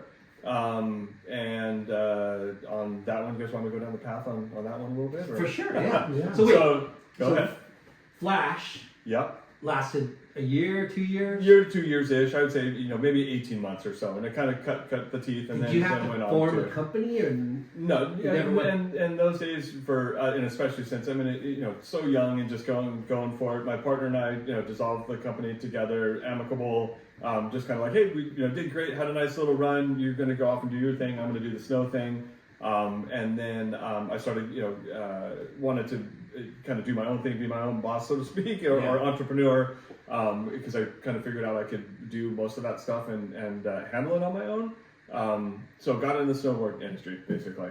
Started making outerwear domestically, and then got into making snowboards as well domestically. So was lucky enough to come. There were 2 or 3 manufacturers locally that were One was a local skate shop that I bought my skateboard stuff from at that time. They were starting to press boards. There's a company down in San Diego that pressed boards, and then this company called Innovation Sports in Irvine. So I was making boards with them, and then making outerwear domestically, mainly Square like in One. Santa. Yep, Square One. Yeah. Outerwear and Boards. Yep. Okay. Yep. Wow. Which is a huge jump to. Yeah, it was wild. Really fun to build snowboard. Technical outerwear was awesome. Designing it, figuring that stuff out was How cool. spaced out was the division? Like, did you do outerwear first? Yep. And how Developed quickly did you outerwear. do- I would probably say within 6 months to a year, we started on the track of like, okay, I think we can make snowboards as well to go with it. So when you wanted to start Square One, Yep. did you create a catalog? Like, what was your like? How did you roll it out? So rolled it out, built outerwear, had probably 2 or 3 varieties of jackets, some t-shirts, sweatshirts, and a couple different pairs of pants. We did mittens as well. All this, you needed mittens for the local mountains for the most part, as you mentioned, that was kind of the jam. And built the line sheets on my Mac, basically. Yeah, so we just line drawing stuff, quick little, simple graphics, and definitely created a line sheet for those. Did you hire reps? No reps, self. I would sell in myself. I did have one person I ended up hiring to work with me, but not until the next piece of the puzzle, which is we're building the stuff. There was a snow show, SIA, back in the day, and it was actually Vegas. at this time it was in Vegas. Yeah. So we showed up at the show, built our own booth, little 10x10, and put like First ever. Yeah, first ever. Put like 1 or 2 snowboards in the booth on a stand. Put the outerwear in a stand. And at this time, the froth level from Japan was crazy. So first experience with it. Yeah. God but bless Japan. Yes. It was unbelievable. Literally, a company walked in the booth, which is Murasaki Sports. Murasaki Sports, the biggest fish in the pond. They had a buying division over here. The son of the founder of Murasaki Sports was living in Redondo and started an entity to bring brands over to Japan. They walked in the booth and they're like, "We love this stuff. We want to buy X amount of product from you." Literally, exclusivity. Want exclusivity, of course. You bundled up the booth and just left and went partying. Unbelievable. We're done. The wilder part on top of that is, obviously young, you're kind of ham and egging this stuff together and trying to figure it out. But the wildest part was they literally wrote a check for a 50% deposit on production, and it's snow, so it's not due for, you're talking a 6-8 month window of like, hey, you build the product, ship it, and get it over. How much was that check? It was a substantial check. They went. How much? They had 40 doors. I don't remember the exact amount of the check, but it was substantial. It blew me away. They had 40 doors at a time, roughly. Yeah. They put us in all 40 doors, both boards and outerwear at the time. Square One. Yeah. And Yeah. First day of the show? I don't think it was the first day. I feel like maybe day 2-ish or so of the show. How But many yeah, days? just blown away. Long, I think, right? yeah, it was like a 5-day show back then. At least 4, but yeah, it was a long Can I tell you a haul. story? I fucking love that. Can I tell you a quick story? Absolutely. Who was it? Somebody introduced me. My friend Davo introduced me to Minami Corporation or something like this. I remember Minami. And They kind of competed with Or it, no. I feel like. it was either Minami or Henmi, but they licensed Instinct. Yep, okay. And they started a snowboard Division outerwear brand. from, Yeah. yeah. And That was the thing. This was back then. This Yeah, is SIA. So they reached out to me. I worked at Huntington Surface Sport, and I spoke a little Japanese, right? Uh-huh. And they hired me to work the fucking booth, and I didn't snowboard at all. Yep, yeah. And they said, But "Yeah, you're slanging Instinct outerwear. yeah." So they hired me for the booth. They were gonna pay me, I think, $700 for the week, Yep. and pay for my hotel, pay for everything, food, lodging, and everything, right? And I was raging. We were all, Japanese love to drink, Yep, and they, yep. And it was a heyday of snow. it was a heyday of snow. It was like the beginning of the blow Yep. of the trend, right? And I remember like 2 days into it, I was like, I can't fucking be here for fucking 5 days, 7 days, however long it was. Yeah. And I was like tapping out, right? And I go to the Japanese. Wait. I go to the Japanese, the boss, and I go, hey, I'm really stoked. I go, you don't even have to pay me. Like, I feel bad, but I can't handle this. Yeah. I can't, And he's like, no, you doing such a good job, and blah, blah, blah, blah. And he fucking gives me $500 more to stay. So good. So I So stayed. good. Of course. But I was like, Yeah. holy shit. Like, but yeah, Yeah, it was a wild time. I think the critical part of this is just that it really kind of put me in business, opened my eyes now to international business. So kind of cut my teeth and learned like, okay, I got to figure out how to build and ship this product, overseas. Then we got to my first Japanese trip ever. Got to go over my gentleman that worked with me, who I'm still in the snow industry to this day. We both got to go over, got to experience the whole culture. And just understand. It was unbelievable to sit with their whole team and go, tour a bunch of the doors and stuff. Really, just a fantastic experience. And then year 2, they pushed us. They wanted more technical outerwear in year 2. Introduced us to a couple factories. So then we started making outerwear in either Taiwan or China. We bounced back and forth between the two countries, but that again just opened doors. Put us in touch with these factories, and we got to learn international production. We were starting to build product and how to learn how to land that product and get a space to ship out of and do all that stuff. Kind of mature as a business. that's so lucky and crazy. It happens. I look back and I'm like, just total happenstance. That I've been fortunate a couple times in life, as Ben mentioned, in the lightning in a bottle, so to speak.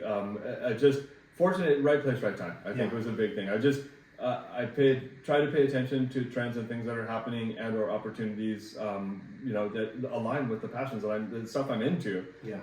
And that was a big one. I mean, just to kind of forecast like, okay, there's a lot of growth here. I can apply some of what I know to this and hopefully build a business with it in that. So was it successful domestically too, or? No, it was not successful. So missing component and lesson learned.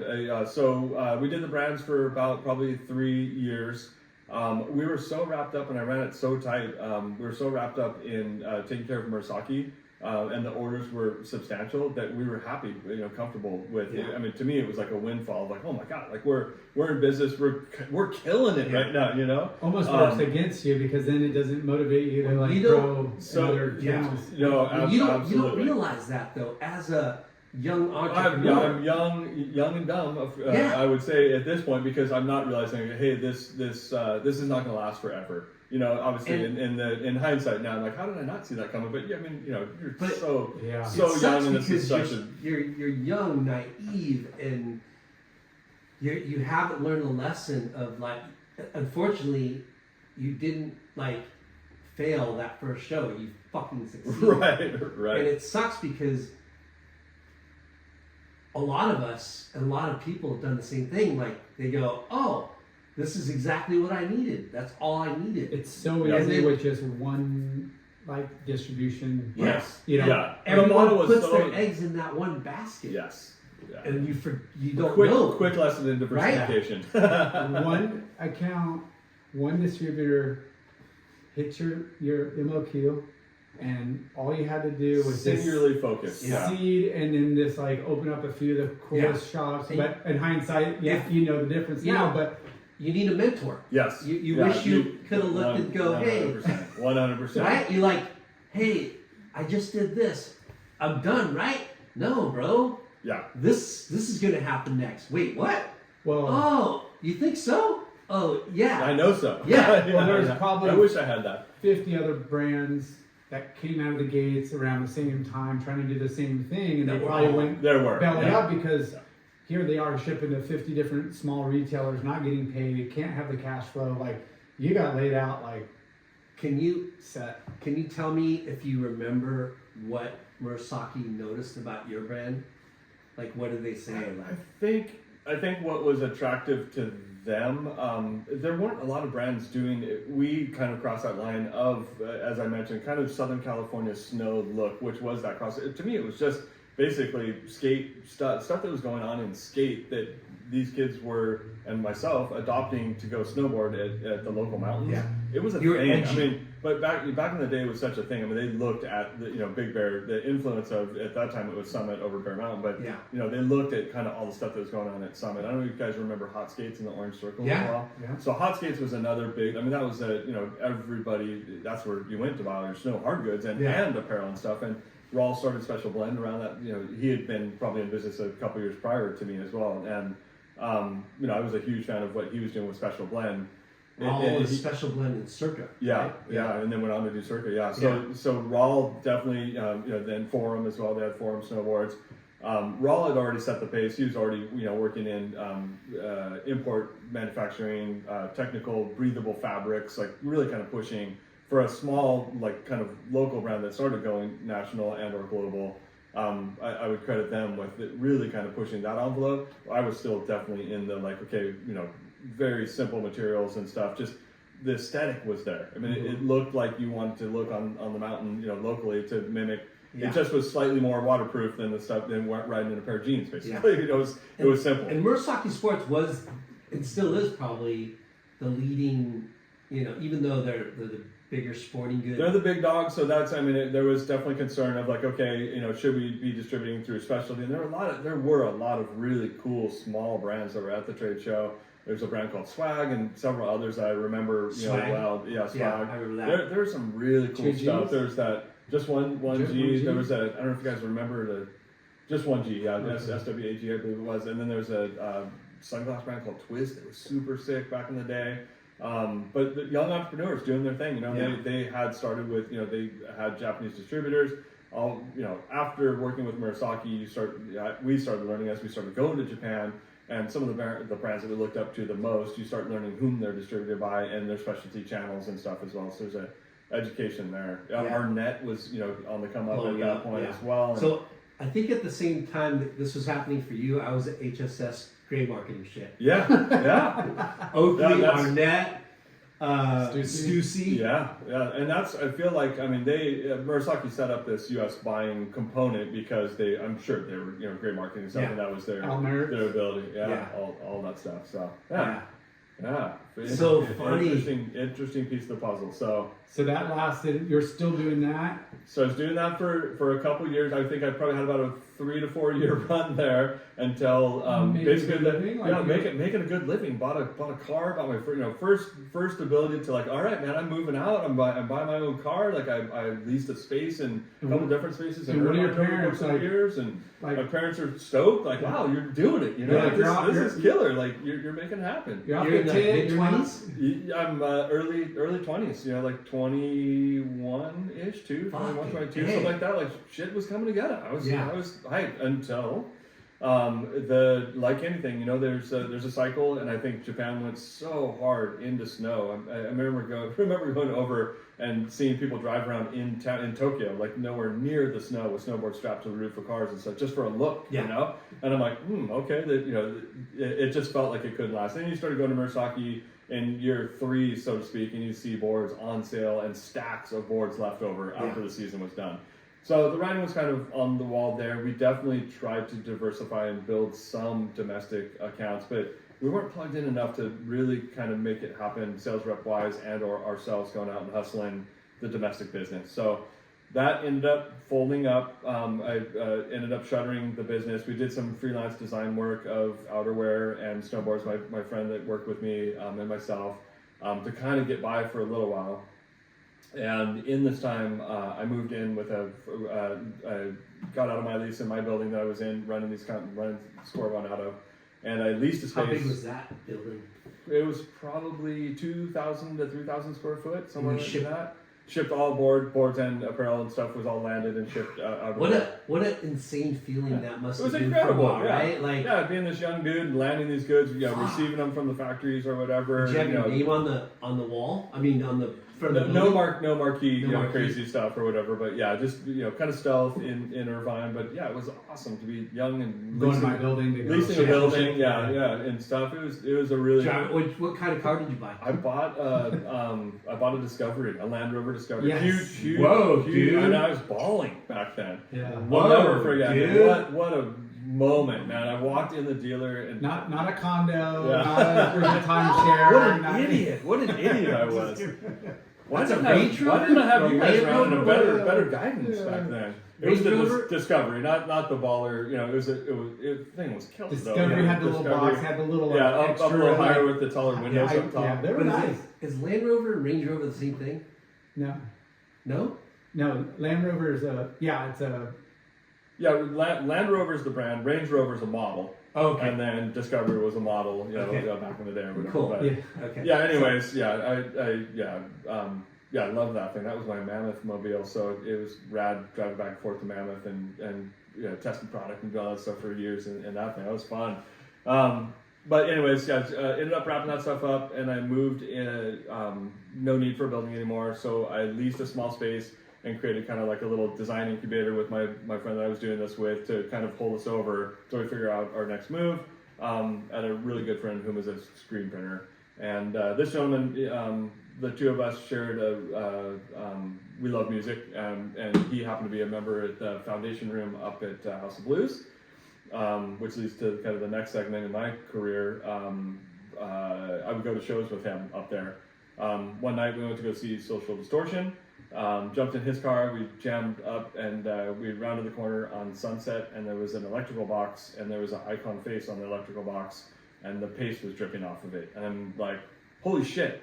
Like, I'm This familiar just with this guy because this is, back in the day, I'm like, holy shit. Like, yeah, I saw it in the zine, and I've of course filed that away in my head. I've seen it at Mammoth when I'm going snowboarding. I've seen it at It was Wahoos. freshly done. Literally fresh, saw the paste dripping off, and I'm like, We gotta holy find shit. this guy. I'm like, where, like this, and I told my buddy all about the story. I'm like, hey, I've been seeing this guy's stuff all over, at this time, I have no idea what his name is or anything. I don't know that there's a Shepard Fairey behind it. I just see this poster, and I'm like, he was just here. Like, this is the vigilante of the night. Like, the dude must be in LA right now. We go to the show, have a great time, whatever, and then a couple weeks later, we're in the office. I had at least a So little. you didn't see him? No, we never saw him. Literally, he pastes and splits. Yeah. He's out of there. So, but you could see the paste was dripping off. It was wet. I'm fucking- like, wow, just missed him. And you But, like, remember? sick. Yeah. Oh my god. Like, yeah, because I'm enamored with like, who is this dude? Yeah. I'm seeing stuff in Japan and like, I see photos of it in Hong Kong, New York, like Yeah. all over the place. So I'm like, He's like Banksy. yeah, totally. I mean, Yeah. before Banksy, Yeah. way before Banksy. Yeah. Like literally vigilante of the night, like a graffiti. But that's kind of what graffiti artists are known for. Is Yeah. like, where can you tag and how hard can you hit and be noticed? Yeah. Yeah, so this thing's dripping. Anyways, 2 weeks later. flash forward, it's 2 weeks later. I'm in the office. I lease a little space for my buddy's screen printing shop. I'm upstairs. We go to lunch often. I walk down into his office, and there's this packet, 8.5 by 11, shape or sized packet, and on the top of it is the icon face. And I'm like, what's that? Like, what's that on your desk? And he's like, oh, that's the artist that's behind that logo. He wants to print some shirts in here. And I'm like, what? I'm like, who is the guy? I'm like, this is like a mystery solved. Like, wait, who the person is? And so Who's your friend? yeah, this is my buddy. My friend is it's screen printer by the name of Dimensions in Screen Printing. His name is Steve Melgren. Okay.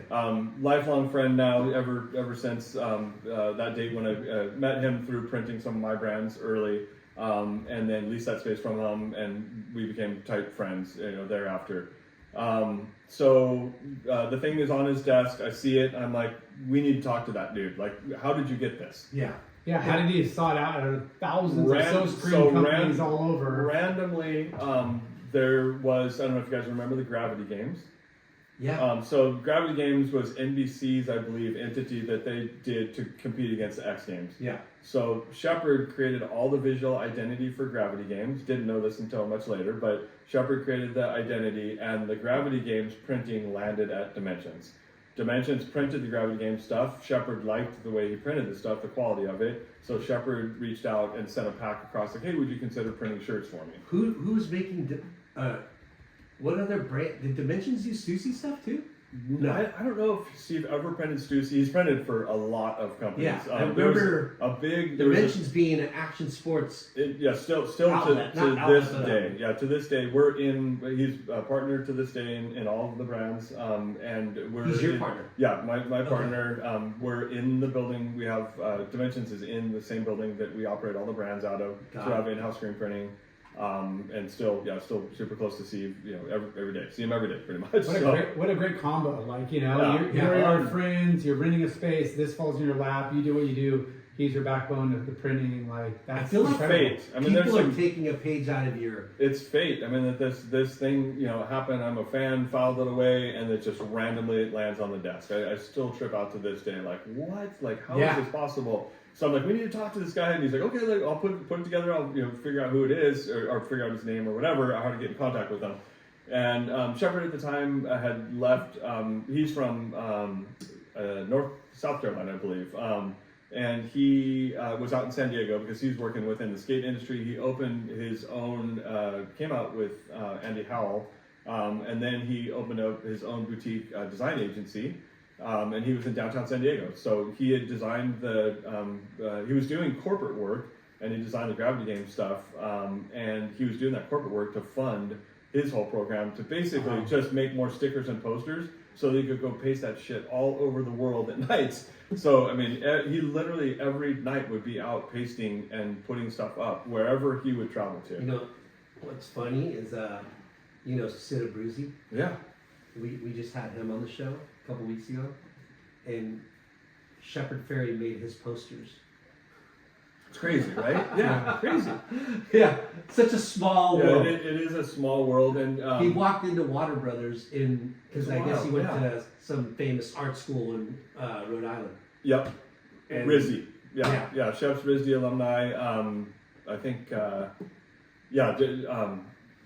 Crazy, just a crazy happenstance. So we went down and started talking with Shepard about what his plans were for Obey, what he wanted to do. Wanted to print these. Was it already called Obey?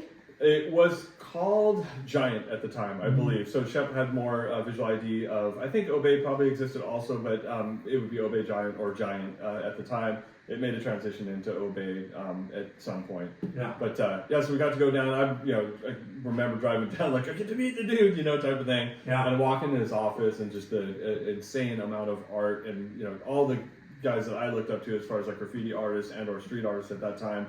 Shep had pieces of theirs just laying on the floor and or on his walls in his office. Just incredible amount of art and stuff. Super inspirational again. How and I started talking with him. ironic and happenstance that It all came together. Yeah.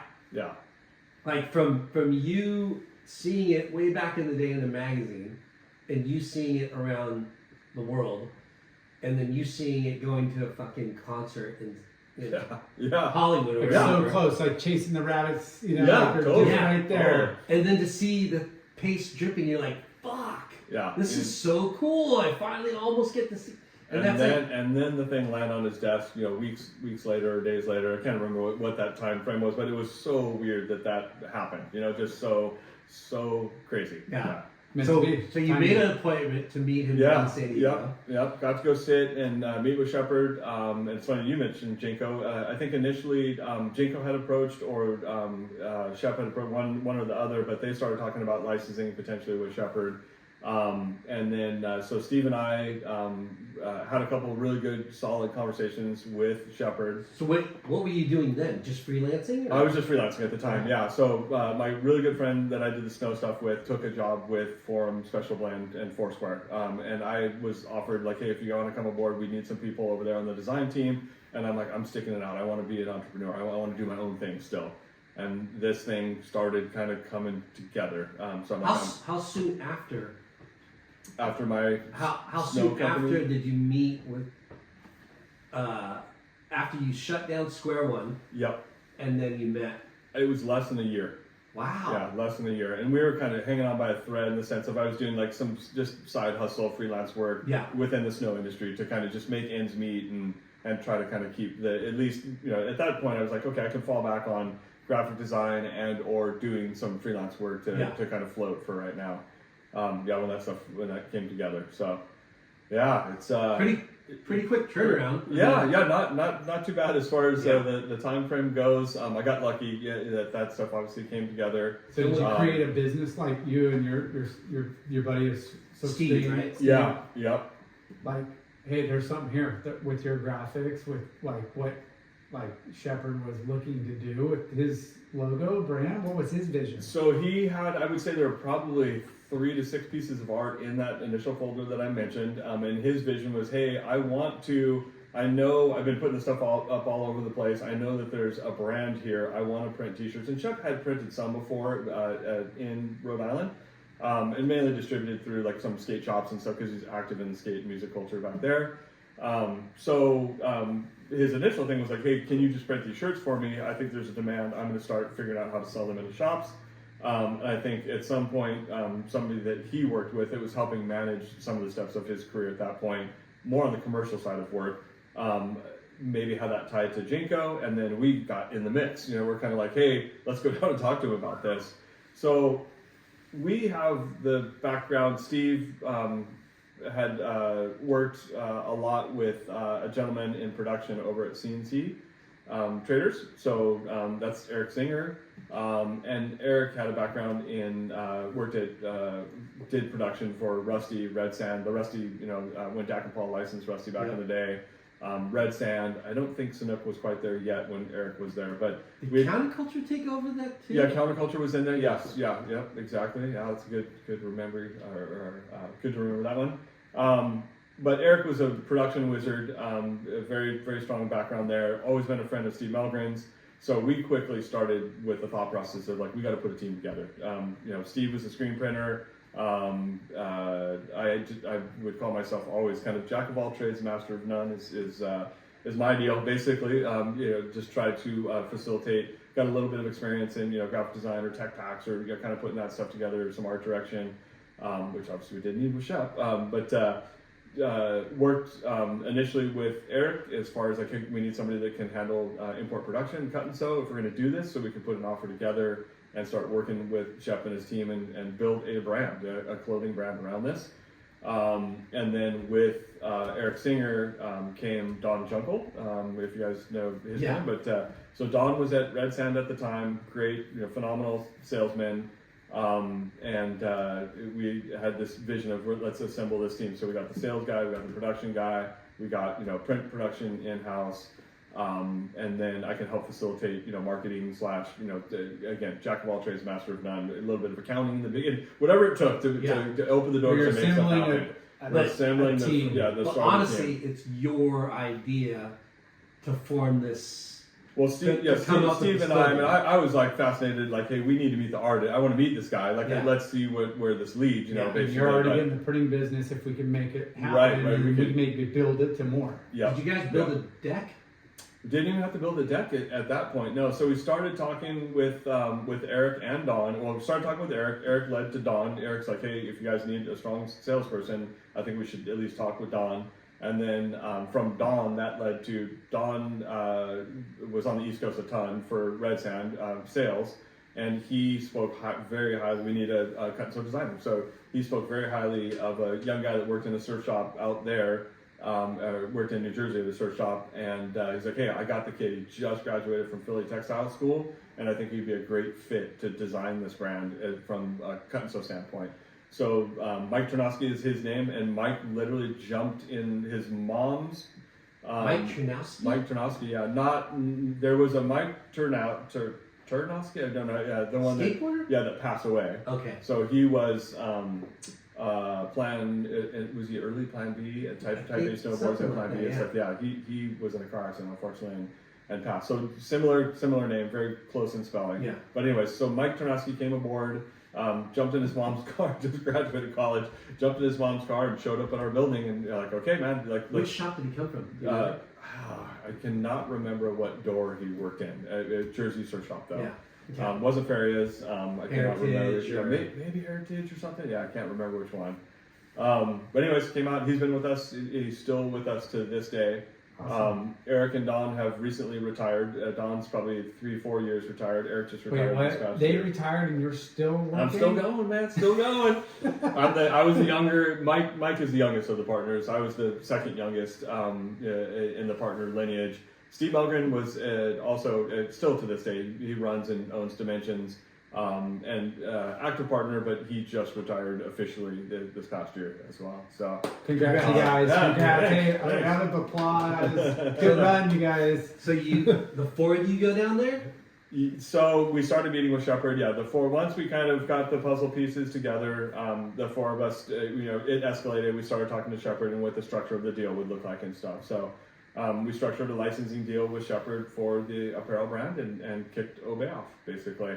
Another important note is that since Eric and Don came from a multi-branded house, CNC, they had always had in mind that they would like to have a couple brands under our wings. Spin-offs. As well. Yeah, just like, hey, we're familiar with this. We know, that the scale of, hey, we have a warehouse, we have staff, we can do multiple brands. Yeah. I hate people like it's that. not a plug and play. You're just sharing resources. Yeah, like sure. you're not trying to steal business from one to the No, other. no, yeah, no it's sense. definitely- It's just But it's crazy how HR, easy warehouse overhead. It's crazy how hard it is to create one successful brand. But then some people can spin off other successful brands and it looks easy. They make it look easy. It is definitely not easy. I would easy. definitely speak to not But you no know what I'm easy. saying? No, 100%. You go, 100%. what? Yeah. That's Like, the same fucking how did company? they pivot and do this? Yeah. So we got everything up and running, and it had always been in the back of our mind. And it took, I would say, it probably took 5 years to really get Obey going. Wow. Yeah, it Which was. is about the going rate for any Any brand. brand. Yeah. You know, Yeah, whether it's you have the backing, the money, the knowledge, the resources, the experience, no like matter who whatever, you are, it the- takes The only brand that we've ever seen come out of the gates. early. Yeah. And we know Yeah.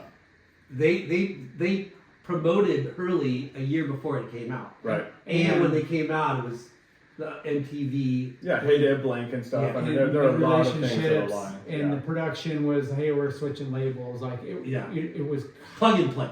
it was very smooth transition. Right. So it took 5 years. I would say it took about 5 years to really get Obey. Like, okay, we got this thing humming, and it was you think of. We thought the concept of working with Shepard and the uniqueness in our marketplace. We all come from a surf background. I mean, obviously Don sold surf accounts. Eric built surf apparel, forever. We were entrenched in the action sport industry, all of us, to some extent. So the relationships were there at accounts. A lot of favors were called in the sense of not called in, but it was a lot of accounts. A lot of accounts gave us a chance, which is amazing because of the track record and upstanding. These guys had great relationships with these stores. So what genre of shops did you go to first? we targeted what we knew. So we Skate went to and surf skate, surf account. We were in action sport, surf doors for the most part, which is crazy to think with Obey. I mean, but it did cross over. I mean, Shepard has a background of punk rock music is a music in general, but punk is a huge thing to him. Skateboarding is big to him, not necessarily from a surf side, but the sensibility of it. And I think it was a refreshing, we had an action sport sensibility, but it was a refreshing thing, much like Jive was in the day. It was a disruptor to some extent, or much like Stussy was within surf doors as well. It was a little bit of a disruptor in its time when it launched. It had a different slant or perspective. We were super early on, even like Dove's tees that when he built the American Apparel stuff initially. So there weren't really any surf brands that were using that 30 singles, thinner, skinnier shirt and stuff that was like real soft and stuff. And we were really early adopters of that. So there was an art component, and it felt like, hey, this could be on a premium shirt. Does the consumer understand that this lighter, softer cotton is actually a better shirt in some ways? What year was that you guys launched? It's like 92, 93-ish, somewhere in there. Yeah. I remember it pretty early. Like I do, but I didn't. Your heyday was like everybody else's. Yeah, 2000s. it really was. Yeah, I know. Like 4, 5, 6, 7. There's definitely an era. I will say there's been multiple waves, which has been great. I will say there's a couple. Shep's always had kind of a very strong, political view / his, a lot of the components of his art. There was a shirt that was called Tons of Guns. It had these soldiers with holding guns, rifles, and there were roses in the end of the gun. Yeah. And it was a unique print. It printed off the bottom of the shirt. It was an oversized print. Dimensions was capable of doing like belt prints at that time, full, very Cuban-esque, like kind like of Che propaganda, Guevara. vibes to it. And that shirt in particular started clicking out in the market. Again, it was very disruptive. And then it went on to, years later, or not that many years, but later the Obama campaign. And Shep created the art for the Obama campaign. And that t-shirt absolutely ripped. There are plenty of fantastic designs. Yeah, the Hope shirt. Yeah. There are plenty of awesome designs that did great all along the way. But those two in particular were like, they're just massive. I mean, now was that... correct me if I'm wrong, but did you get popular in like Urban Outfitters before like smaller brick and mortar? We definitely had a great run at Urban Outfitters. Still sell them to this day. Very very good relationships with those guys.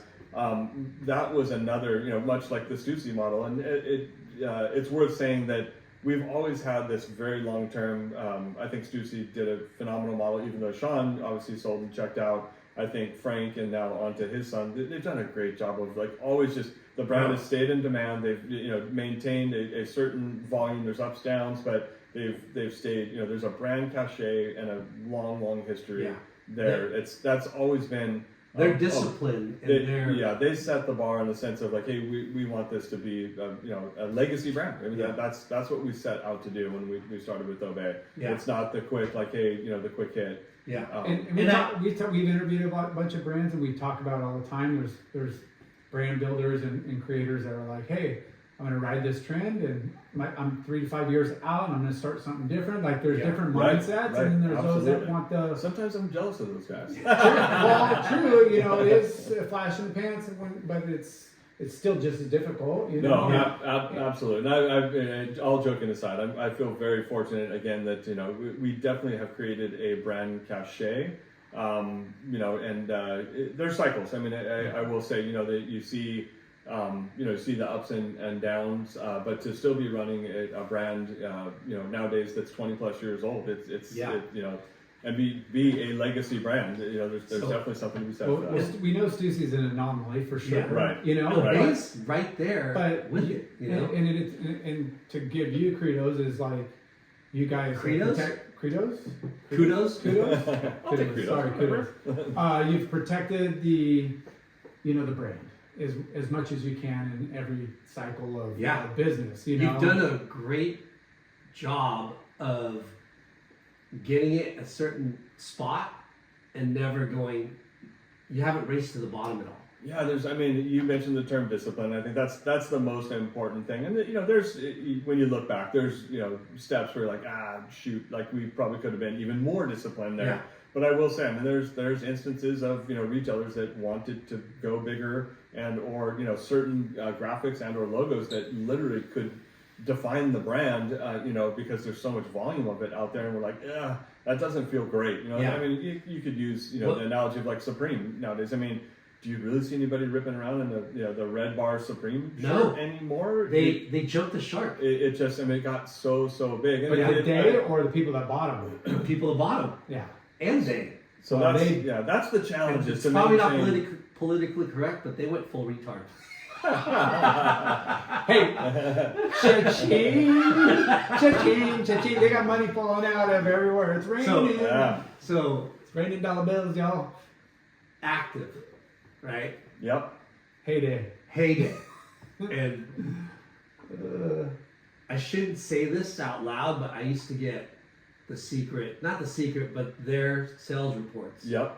Every single week. So you're that guy? I'm insider trading. I love it. So I used to get, because I was a sales manager at a bunch of different brands, right? Yep. And I think at the time I was still at Maddox, and Maddox was becoming a brand. Had DVS, was fucking powerhouse. And at that time, Obey wasn't there yet in active. Yep. And then when I started looking at reports constantly, every week I would get these reports, and it would tell me units and dollars by store. Amazing. The whole thing. You had a good snapshot. You knew what was going on. Oh, dude. Yeah. I knew where we sat and where the competition sit. Who was number one, right? That's incredible, yeah. And it was awesome to see, and it was like great because it's fucking insider trading, playbook, right? And then all of a sudden you see, Obey start popping up. And then, boom, Obey was fucking week after week, month after month for so fucking long. And you're just like, what the hell? These guys have been number one for fucking every week now. It is crazy when you catch that momentum. And it's Don has been the one that talks about it very often. We always felt really comfortable in that like number 2 or 3 spot. I think number 1, there's a long way to fall potentially from that number 1 spot. We top 5. We did a lot to stay. A lot of exercise, a lot of discipline to try to stay in that number 2 or 3 spot. And there are times obviously where things just really clicked and we're off to the races. There was another, we had that, it was called the Rapture. We did a pleather jacket. I was just going to bring it up. It's just unbelievable. I mean, it was just one, it's wild to think. It's just one style that hit so hard. I mean, those ended up after, I think, year 2 or 3, that thing got knocked off by all of our peer brands. Oh, everybody, But, yeah, it was that's you need your Rapture jacket. Yeah, credit to Mike T. We had there's a couple things that aligned. It was his styling. We had a vendor that pitched us on pleather, and Mike T had a vision, like, hey, I have something here. I think I can build something, right price point, and that thing was just off to the races. Do you remember the Rapture jacket? Yeah. Fuck. Yeah, that pleather was pretty pretty Maddox wild had to the think Asher. about. Remember the Asher? Maddox had this quilted hoodie. We had the puffer fleece. And you had the puffer fleece. Okay. Like back in the day at HSS. That was huge. That Huge, was fucking huge. huge. Quicksilver had the overhead lariat. It was the first flannel with the hood. And then Billabong did a denim jacket with a hood. I mean, everyone kind of knocks everybody off, but Obey, dude. And it's just so gnarly when a brand becomes so dominant, Yeah, it was a wild ride. There was definitely a great. And it's cool that you're still like relevant. You know what I mean? Like Stu is still relevant. Yeah, I think for us, it's U.S. retail. I think is more challenging nowadays for Obey. I will say, just mainly because I think that for everybody right now. Yeah, just differing opinion, I guess, on design aesthetics and where the brand is positioned. We've been very fortunate, though. Mike has always been really into fashion, much like the Rapture and stuff. I mean, that thing was kind of ahead of its time, and that's always just been Mike's DNA. We have a great business in Europe and Asia now because I feel like it's just more fashion forward over in those countries, and the brand is more embraced. It's been an interesting just watching the landscape of what our major retailers look like. Say like a Zumiez. Just how the buying mix looks now. Several of the players that were kind of really, really big partners with the brand, and they've shifted to just different business models. Yeah. So we've had to adapt, and Mike has done a sorry really to interrupt. You go to like a PacSun, and you're like, wait, what is this place? Like what? Like it's talking about buying so terms and different. changes. Remember it was Champion forever. And Yep. You're just like, where did you guys go? Like who's so the trends are changing ever so quickly. Yeah. But the brand loyalty where you weren't, you mentioned, Zumiez and, Tilly's and PacSun were kind of like the backbone and pretty consistent. And, hey, if we could get, they bought 4 screen prints, if we could get the 6, that's like huge, wins. Multiply that by 700. Yeah, but or 1,000. But it was kind of simple, but you were just like, okay, hopefully our graphics are better than X, Y, and Z brand. And it was kind of like, now it's like, you're throwing everything. You're like, I hope we get a couple. Like, it's just so random. So then you guys started Loser Machine. So yes, over the years, over the course of the years, we've had a lot of opportunities. We've always wanted to have multiple brands under our roof. There have been some opportunities, some brands that have popped up. Being within or inside the industry, as you would hear about acquisitions and or potential, things that were coming up with some of our peer brands. We definitely had conversations. I mean, we met with several brands over the years. Unfortunately, none of the kind of the stars really aligned, nor did it feel like the right brand to acquire at any of those times. And a friend of ours called, and they needed a little bit of assistance with some production and just some factories, and just a little bit of guidance in some of the areas that we had some expertise in. And this gentleman has been in the industry for a long time, came from the snow industry as well, and he was heading up Loser Machine at the time. So we started talking with him, and then Adrian Lopez, the founder of the brand, professional skateboarder. We're all huge fans of Adrian's, and loved the sensibility of where they were at with Loser Machine. Reminded us of the early stages of Obey. It just felt rebellious and different and disruptive. And it was edgy, you know, at the time. Names are so vital to sticking. Right? Your moniker is so important. You know, you can't have a shitty name or a forgetful name. Yep. You gotta have something that kind of sticks out. And Obey, I don't know how to feel about it. Am I supposed to obey? Am I supposed to disobey? What am I supposed to do? Yeah, no, for sure. It makes you question. It makes you question. Yeah, right? Absolutely. And then you come, you run into this brand, Loser Machine. It's so funny, ironic, it's unforgetful, right? Yes. Loser Machine. That's such a rad fucking thing. Yeah, the intent. I mean, and it's been interesting over the years. You know, there's it's been wild to watch people that just ride or die. There's some certain people like, hey, Loser is a turnoff to them. Others, though, I've watched Adrian build that business, and it's incredible how many people just want to ride or die, and they get the kind of humor or satire to it. I mean, obviously, we're not, nobody's calling anybody a loser and meaning it seriously. I think it's just it's a band of misfits, it's tongue in cheek, exactly, and it's a band of misfits and or people that gravitate towards a disruptive or slightly edgy brand. Is kind of counterculture. It's kind of like kook of the day. Kook, you're a kook. But it's even more edgier and cooler. For sure. But there's been spin-offs of satire style. Absolutely. It's awesome. Loser Machine.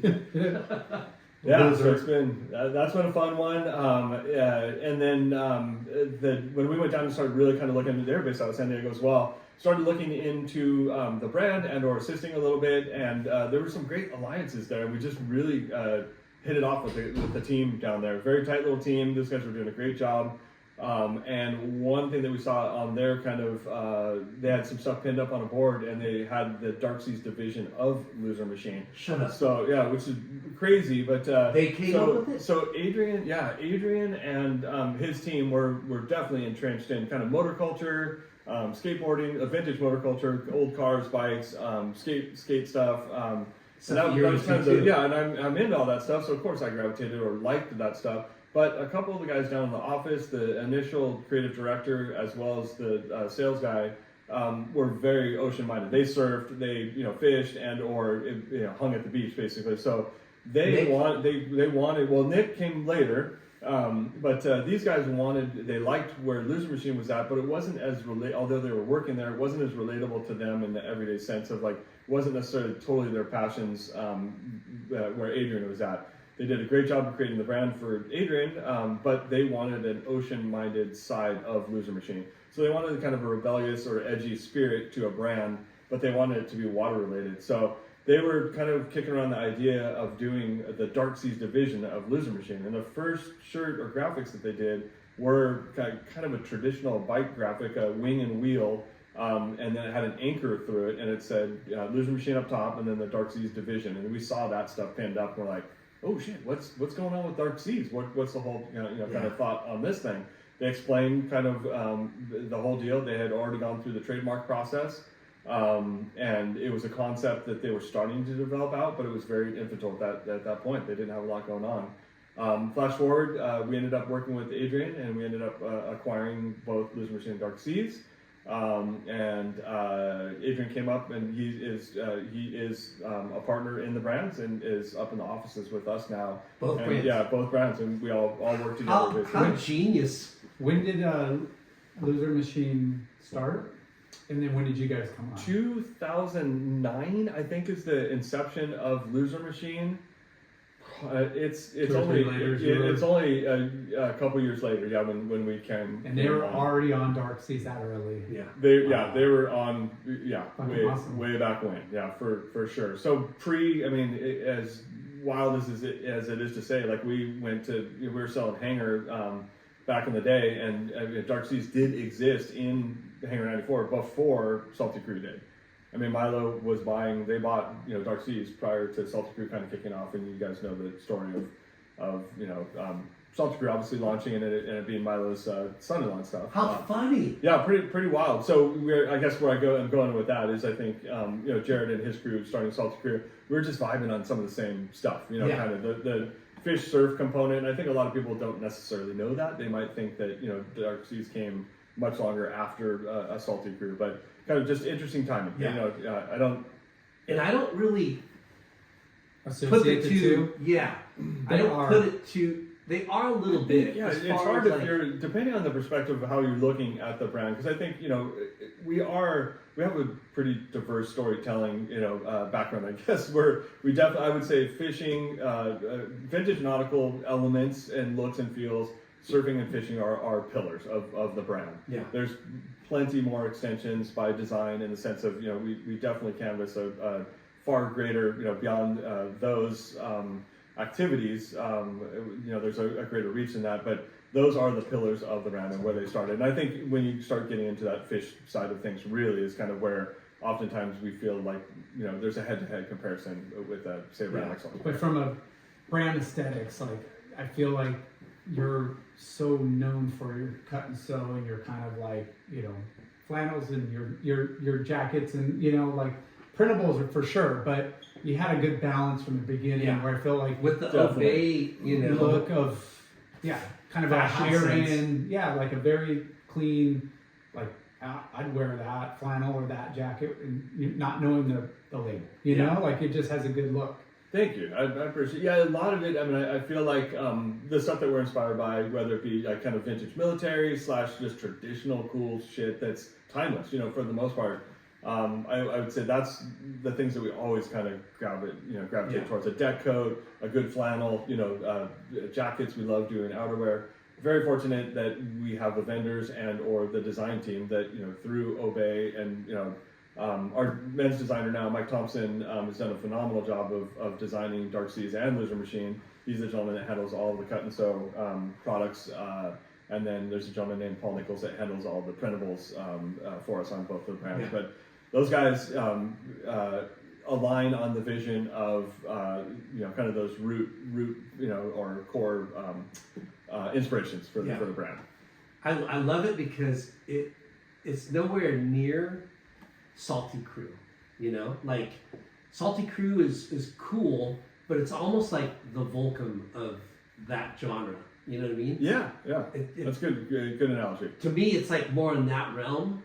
More And then- commercial, like printable. Yeah. And where yours is like way more sophisticated and way more Stussy, Obey, edgy. I appreciate that. Yeah, thank you. That's a compliment. Yeah, no, totally. I take it as such. I think it's been really fun. I think we have the leeway to play in a couple different genres, or multiple genres, and that's circling back on the long story that I've been telling here. I mean, you'll notice kind of a trend probably in the sense that we're always kind of blending things that are going on. I mean, that's a very important part. There are always those pillars or core things that are inspirations, but there's also that blend of elements that it's going to mix in, and I think that's an important part of the DNA in both Obey as well as Lizard and Dark Seas. I mean, there's you can't ever deny that a deck coat, a well executed deck coat, it will never not be rad, or not be a cool piece to have in your lineup. A good flannel, that's built well and it's a great pattern to it is timeless. I mean, whether it be Pendleton or any other given brand, I think Mike does a phenomenal job on his on the plaids that he comes up with and stuff. And we've really kind of cemented ourselves as a go-to brand in the flannel market. We all love outerwear, so building whether it be a great jacket that's a good coat for wearing on the boat, or if it's a deck coat or something else. We definitely love the outerwear component as well. Board shorts has been another big one for us. I feel like to play in this market and be taken serious as an authentic surf brand, we set off pretty early on to design and develop functional, well-made board shorts, that actually perform. We have a short that we're super proud of that we launched last year called the Zenith, kind of a pinnacle short, pretty much completely seam welded, sub $100 price point. I know it gets, even that's expensive, but when you look at some of the high end, like a Florence and or outer known and like a fully welded, board shirt with like the highest end features, oftentimes you're in that $130 price point. Big piece for us was like, make sure we're sub $100, but like all the bells and whistles, as technical as it can be, but very understated, that you're not looking like this tech nerd in this short and it's blasting it with a bunch of overdone features. It's just very minimalist, but the thing is, it's insane to wear. It doesn't even feel like you have board shorts on. It's incredible. With a name like Dark Seas, you can't be too tech. Yeah, You're not trying to push tech. You're pushing like. Yeah, you want to have that kind of pirate-esque like look and vibe, but you can't like do the yacht like totally. Like I know what you mean. Like I go back and forth because I absolutely love to fish. That's probably one of my biggest passions now is fishing. And there's kind of this division. There's the skiff guy that's typically a young dude that's just running gun, like it's super accessible for a lot of people. Then you got the sport yacht guy that's and we've been fortunate to experience. We get to go I'll travel to North Carolina or to Ocean City and stuff and go fish out of these places. And it's amazing to jump on some of these boats or be invited to jump on. But that's another world. You're talking boats that cost millions of dollars, cost $10,000 to run the boat for the day with fuel and supplies and stuff, and it's phenomenal. But we're not after that yachty guy. We're after the dude that is it's nice being on those boats. It's phenomenal. Yeah, love being on those boats. But we've always kind of targeted the blue collar sensibility and just kind of working man, everyday sensibility in our approach. I love Andrew Mercer. Merce is the best. He's fucking awesome. He's our top dog. He literally, he's their, is it Mid-Atlantic rep or? Yeah, he's Mid-Atlantic. Yeah. He's based out of Ocean City still. He is literally our top producer. I was talking about it today with a friend and Nick. We went out to lunch and he literally embodies and lives the Dark Seas lifestyle. Yeah. He has a legit trained competing hunting dog. His uncle owns a ranch just outside of Ocean City, or farm property that has multiple ponds on it. They hunt deer and duck on that thing. Chesapeake runs through there. They fish off of it. Merce is always out in his skiff, gigging flounder, or he'll go out in the bigger boats and go fish marlin and tuna and stuff. He can surf well. He's just very well rounded. And all those guys, they came out of Malibu's, and most of those guys that we work with out there that are now reps, Nick included, they came out of the Malibu's camp with Lee back in the day. So and they come from surf shop to sales side now. Yeah, and you have Joe Kamba. Yeah, Joe Kamba's amazing. Another amazing guy as well. Love working with him. He does a phenomenal job. We got Bob Tassin out here on the West Coast. He handles all of California for us. Based out of San Clemente. Yep, industry veteran. Loves. I think Bob's really strong suit is being in the doors. He's not afraid to get in the doors, all the time, and has such great relationships. I think at retail, which is so important. You guys talked about it hanging out at the shops earlier, and it's a shame that more of that stuff doesn't go on. I know you guys get busy, obviously, with and you got to hit a bunch of shops, but I think that building those relationships and maintaining those over time is so important, and Bob's done a really good job at that. Yeah. What was I going to say? Yeah, we got Brandon Campbell. If you guys know Brandon Campbell, he's out of Florida, so that's Laser Wolf. I don't know if you recognize that name. Wolf? Laser Wolf is his photography. I don't know if you guys have ever come across his stuff. He lived from Florida, moved to Hawaii, built a really solid name for himself as a water photographer. Okay. Phenomenal images. I'm sure you've seen some of his work, but he moved back to Florida a couple years ago, and he was working with Caton for a stint, doing some marketing and photography work with those guys, team, I think maybe some team stuff. And then ended up becoming a full-time boat captain, and then now he's trying to kind of diversify a bit. He's been with us for 2 years and handling all the sales for all of Florida, basically, for Dark Seas. But yeah, so he's got a captain background, surf photographer, avidly surfs, leaving for PR tonight. Like he's a great asset. Super pumped to have him on the team, and it's refreshing. He is new to the rep game, but it's been really fun working with him. There's a lot of like just the nuances that you guys are second nature to you guys. Yeah. That aren't necessarily to him, but he's got a great head on his shoulders and he's sorting it out. But it's also like refreshing how he challenges us in some ways that are a little bit different, and and then just understanding that market. And we've really gone after building, I feel like Florida, for a brand like ours, is a tough turf. You got to have the right salesperson. Florida's like the last frontier. Yeah, you got to That's have the last right, place you're successful at. We need more color. We need more color. Totally. We need It's got brighter lighter colors. shirts and brighter colors. Yeah. So there are those nuances. You're speaking directly at them. I talk with Brandon. He's like, "Hey man, what are you guys thinking with these 3 shirts?" I'm like, "Well, that's the stuff that Urban Outfitters pick. Like they love that stuff, but it doesn't work for Florida. That type of stuff." So understanding those nuances and the balance of the line is always it's a fun thing to kind of sort that all out. But super stoked to have him aboard though. He's done a great job. Just hired a gentleman in Texas as well. To kind of build that business. Middle America is something that I feel like we have a lot of runway in, and we've had some really good success with the inception of really kind of chasing some of that business now. So I've always been so stuck on the fact that the name of our brand is Dark Seas. So contextualizing it to make sense, outside of our coast, basically. It's been a hurdle that I've had to get over, and I've worked through the mental blocks, and it's been fun to see some success come to us via some of the I think though it's always that way with an action sports brand. Yeah. You're more successful coastal. The smile, yeah. And then eventually you'll start making your way.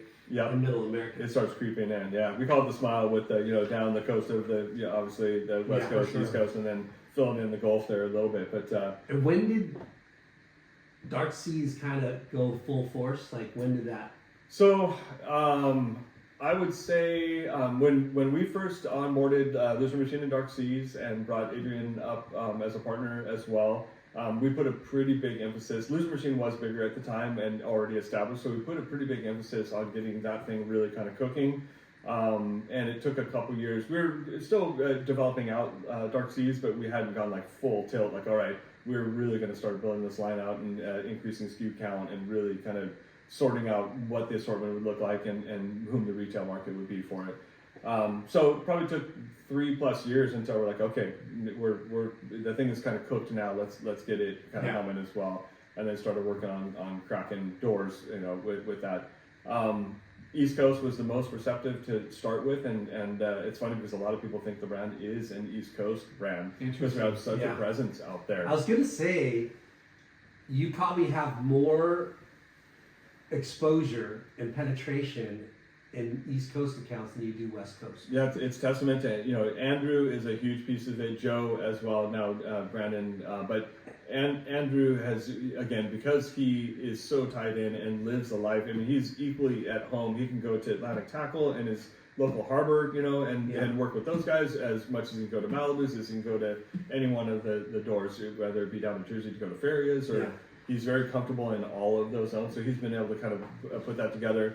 But it's like it lends itself to Dark Seas to the East Coast. To the East Coast. Yeah, for sure. Product assortment, aesthetics, and it's not like this California beachy like. Just when you think of Dark Seas, you think of the harsh cold. Totally. Yeah, you go fish out of Ocean City or Mid-Atlantic or fucking Maine and all those places. You're like, oh my god, that's Dark Seas. Yeah, not Stormwatch 2024 on the dollar 8,000 plus, and it's sprinkling out. Oh my gosh, it's so gnarly here. It's took a long time, right? It's taken a while. I think it's been a slow burn. I mean, I liken it to it's a marathon, for the brands, and it's just in our DNA to. Again, we want to build a brand that has, I hope that Dark Seas also can become a legacy brand, over time. That it's got enough, enough gas in the tank to continue getting this thing, the word out there about the brand and build it, and that there's enough diversity in it, that it grabs a broad audience. It's crazy because we talk about this a little bit. Part of success, like it's crazy what things that we go through that affects the industry. Back in the day, it was the Gidget movies and beach blanket bingo that popularized surfing. Endless Summer popularized surfing. Hollywood, Blue Crush, revolutionized women surfing, and COVID elevated the boom. Yeah, I mean there was brands. such a boom during that time. It took 60 years for Caton to be a big brand, right? It's crazy. And Crazy it's to think because about, of COVID that finally Caton got its due. Like Dale and Mac, they've done a good job of fortifying or cleaning up that business. For sure. But COVID, because of product being stuck on containers, they had that opportunity. Rhythm had that opportunity. You guys, Dark Seas, had that opportunity of kind of replacing the big brands. It was a really interesting time. I remember sitting at the desk. I mean, there's a couple poignant moments. Obviously, COVID hit, and I remember sitting with my team at the office, like, all right, boys, like, you have to, we're gonna work from home. You guys got to take your computers with you. Like, we're not gonna be able to come to the building tomorrow, and just what does that look like? How do we communicate? Sorting that stuff out. And then I remember very poignantly, are we buying holiday?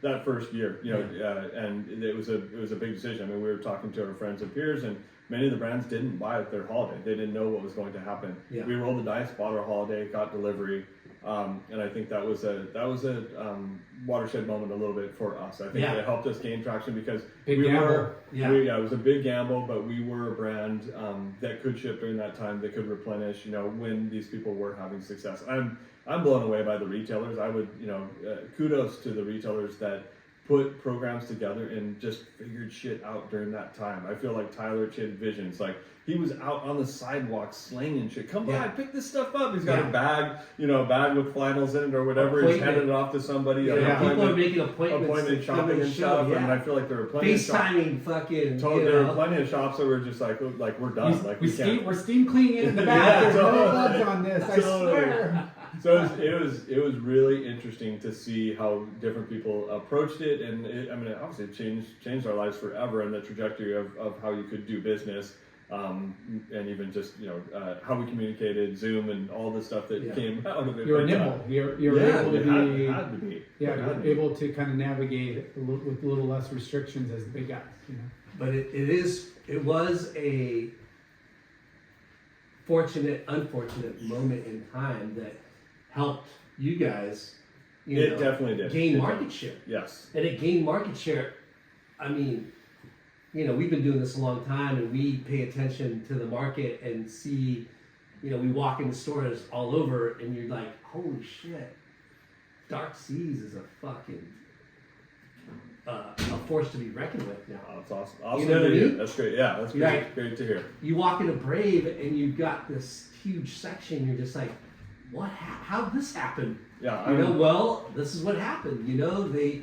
They struck while the iron was hot. They made killer product, and they had it, and boom, and it sold. So now they've earned their spot on the racks and gotten bigger representation. Yeah, Jay's been a great partner. It's interesting that you mentioned him. The boys were just out and visited him last week. Joe had his show, and then Nick and Joe were together. Just to hear kind of where we sit positioning wise as far as their volume within their store and the brands that we sit with. I'm blown away. I mean, it's amazing the support that accounts like that have shown us. I feel like it's also great. I feel like we have earned it. We have taken some risks. We've made some calculated decisions that hopefully got us to that point. But it's also couldn't be done without the support of accounts like that. Those guys have really, really been so supportive, from the start. Yeah. And you guys do sponsor surfers. Absolutely. Right? Yeah. Absolutely. Yeah. We are. It's funny. This is a source of a lot of conversation. It's such an interesting place to be at. There's the balance of running a brand, being profitable and successful, and supporting the people like a surf team / my fishing guys that I work with and others.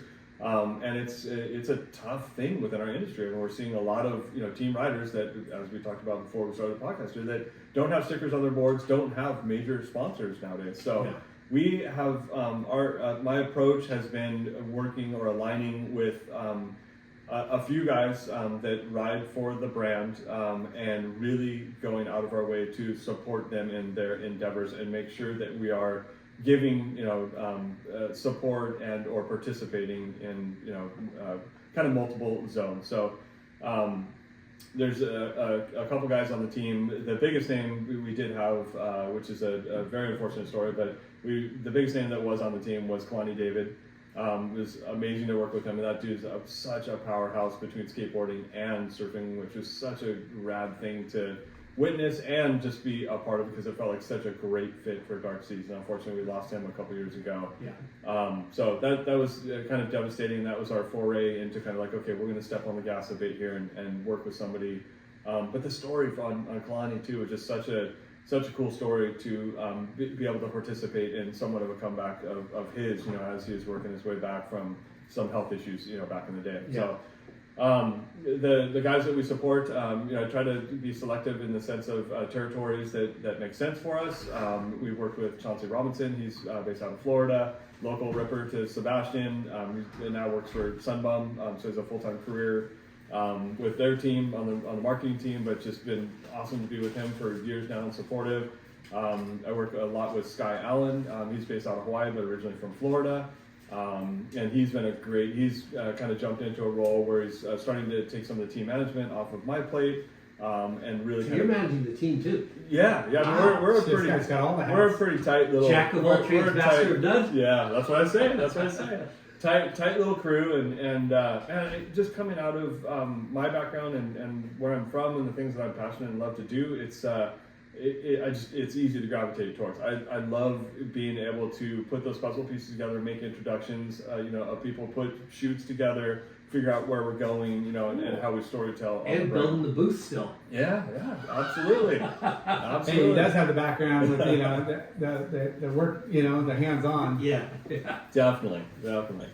Yeah, Nick and I are leaving early from Surf Expo this round, man. We're checking out. We're making the boys box the last of the stuff out. There you go. Yeah, we'll be there Delegating. almost to the end. You keep your stuff there, right? Yeah, we keep a booth in the booth that's in Florida. Yeah. Nice. Yeah, it's super stoked on that setup. It's been great to be able to keep that thing out there and not have to ship it back and forth. We did a lot of that with Obey back in the day. Brandon's been awesome because he's in Florida. We get to work with his sample set, and then we just send out one other, and then he's kind of the dude that coordinates the handling of all that. So yeah, it's good. Everybody's kind of team players. You're getting your hands dirty no matter what. Oh yeah, I hope to forever. I'm getting older, and I look back fondly on the days already, but. Yeah, I don't know any other way to be. I really like being hands-on, dealing with all the guys that represent the brands, across the boards. But especially now, I'm so focused on Dark Seas. That's my baby at this point. And between the surf guys that I work with to the guys the commercial fishermen, boats in particular. Like we have a support program for some of the boats that we've worked with over the years. It's been a really really fun ride for me, and it's been great to be entrenched still in the hands-on piece of it. Well, you can't retire until we bring back at least some sort of ASR or Surf Expo on the West Coast and really go full circle. Okay, funny you should mention that, bro. What? There is a show coming back. Coming down the pipeline? You know about the show yet? I do. We Yeah. had a meeting with the gentleman, and You did? we talked, we talked a little Josh Rifkin or bit. I think it's Russ? Josh. Okay. Yeah. I spoke to him earlier today. Okay. Yeah. Right on. But Carve Uh-huh. show, it's going to be in June, right? Yep. Down Yeah. in San Diego at the I Richmond told you about Convention that. Center. Yeah, it's going to be rad. Yeah. It's And, if they can pull this thing off, it would be if we could harken back to those days, it'd be incredible to bring some type of form of ASR days back. Yeah. I look at it like the just how motivating it was. Obviously, my story to come full circle. Just even getting younger people back into our industry. For sure. I feel like that's such an important piece. Very important. Yeah. It's crazy nowadays. I think one of our biggest struggles is from a rep force. There's not.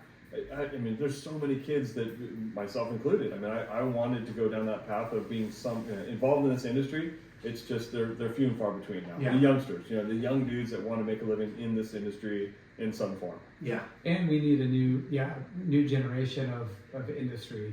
has Yeah, like it sucks because it's not just a bunch of old guys like us. it's a bunch of old guys, but it sucks because there's no.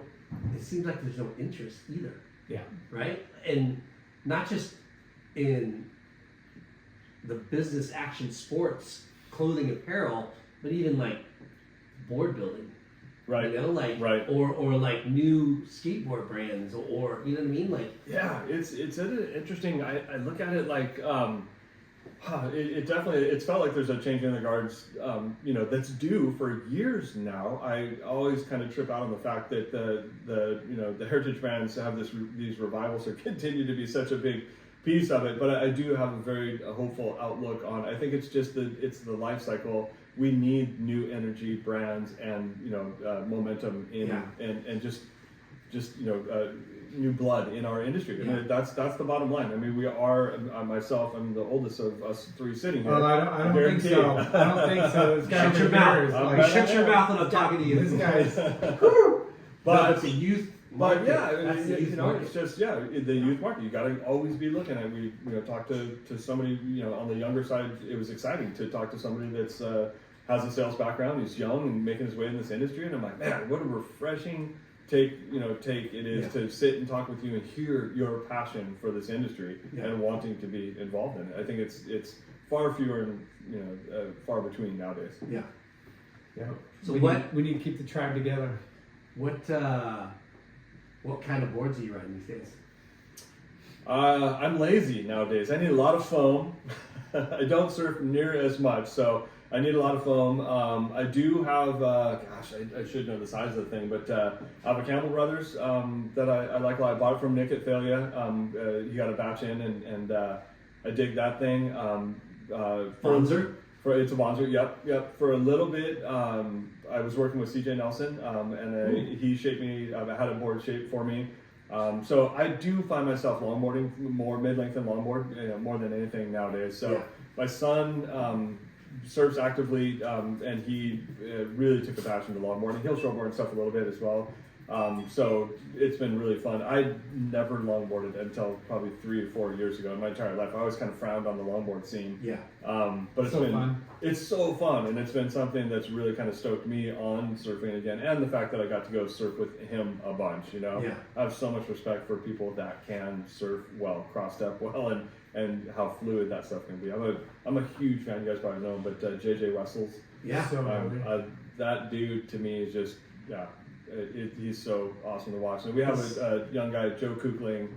Kissling is his last name, but he's called Joe Kukling on Instagram, based out of Dana Point area. That's a ripper as well, and just so fun to watch him tear it up.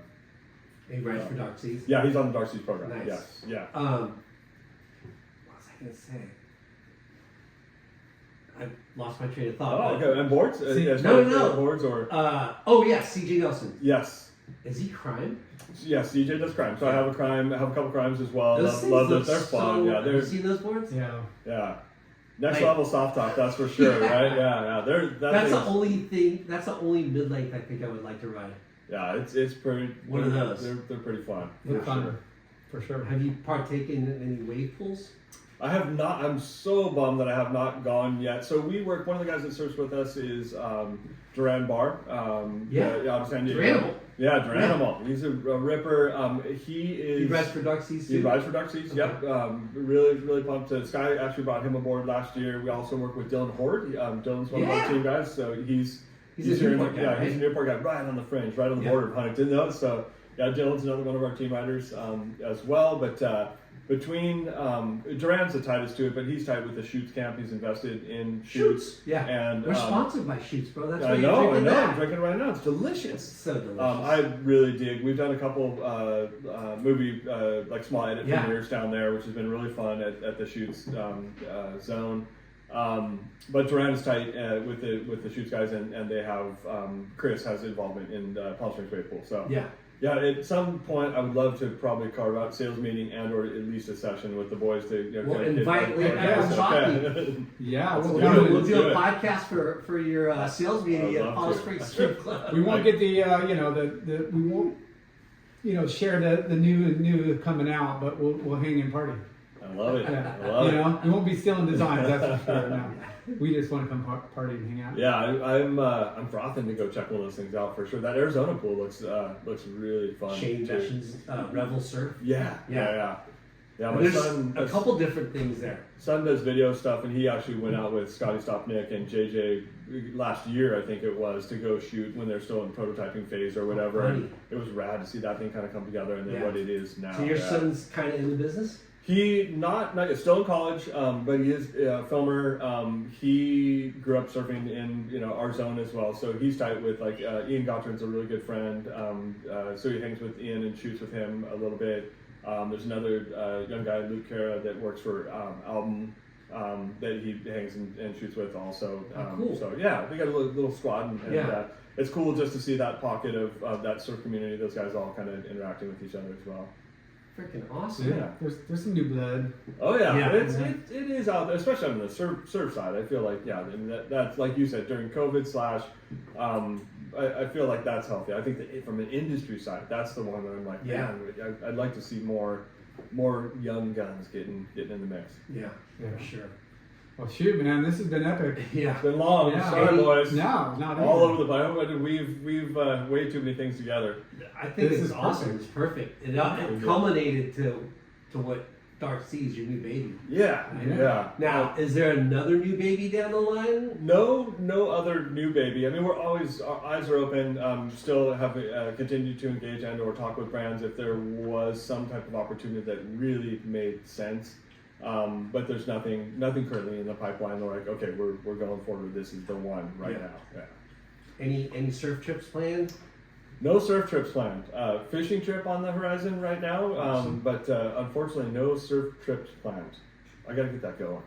It is winter, but yeah, there was a lot of good I need to tropical make it spots happen. right now that are still popping. Yeah, Brandon. I was talking to Brandon today, and he's heading for PR tonight. I think there's some Nice. swell. So yeah, I hear that stuff, and I'm sure I'll start seeing photos tomorrow. I'm like, Yeah. Wish we were there. yes. Someday. Yeah. Well, dude, Thank you. we got sponsored by Skosh Industries, and here's a sick hat for you. Unbelievable. Thank you guys. And then this is performance? called the Boom Bottle MS Magnetic Wireless Speaker.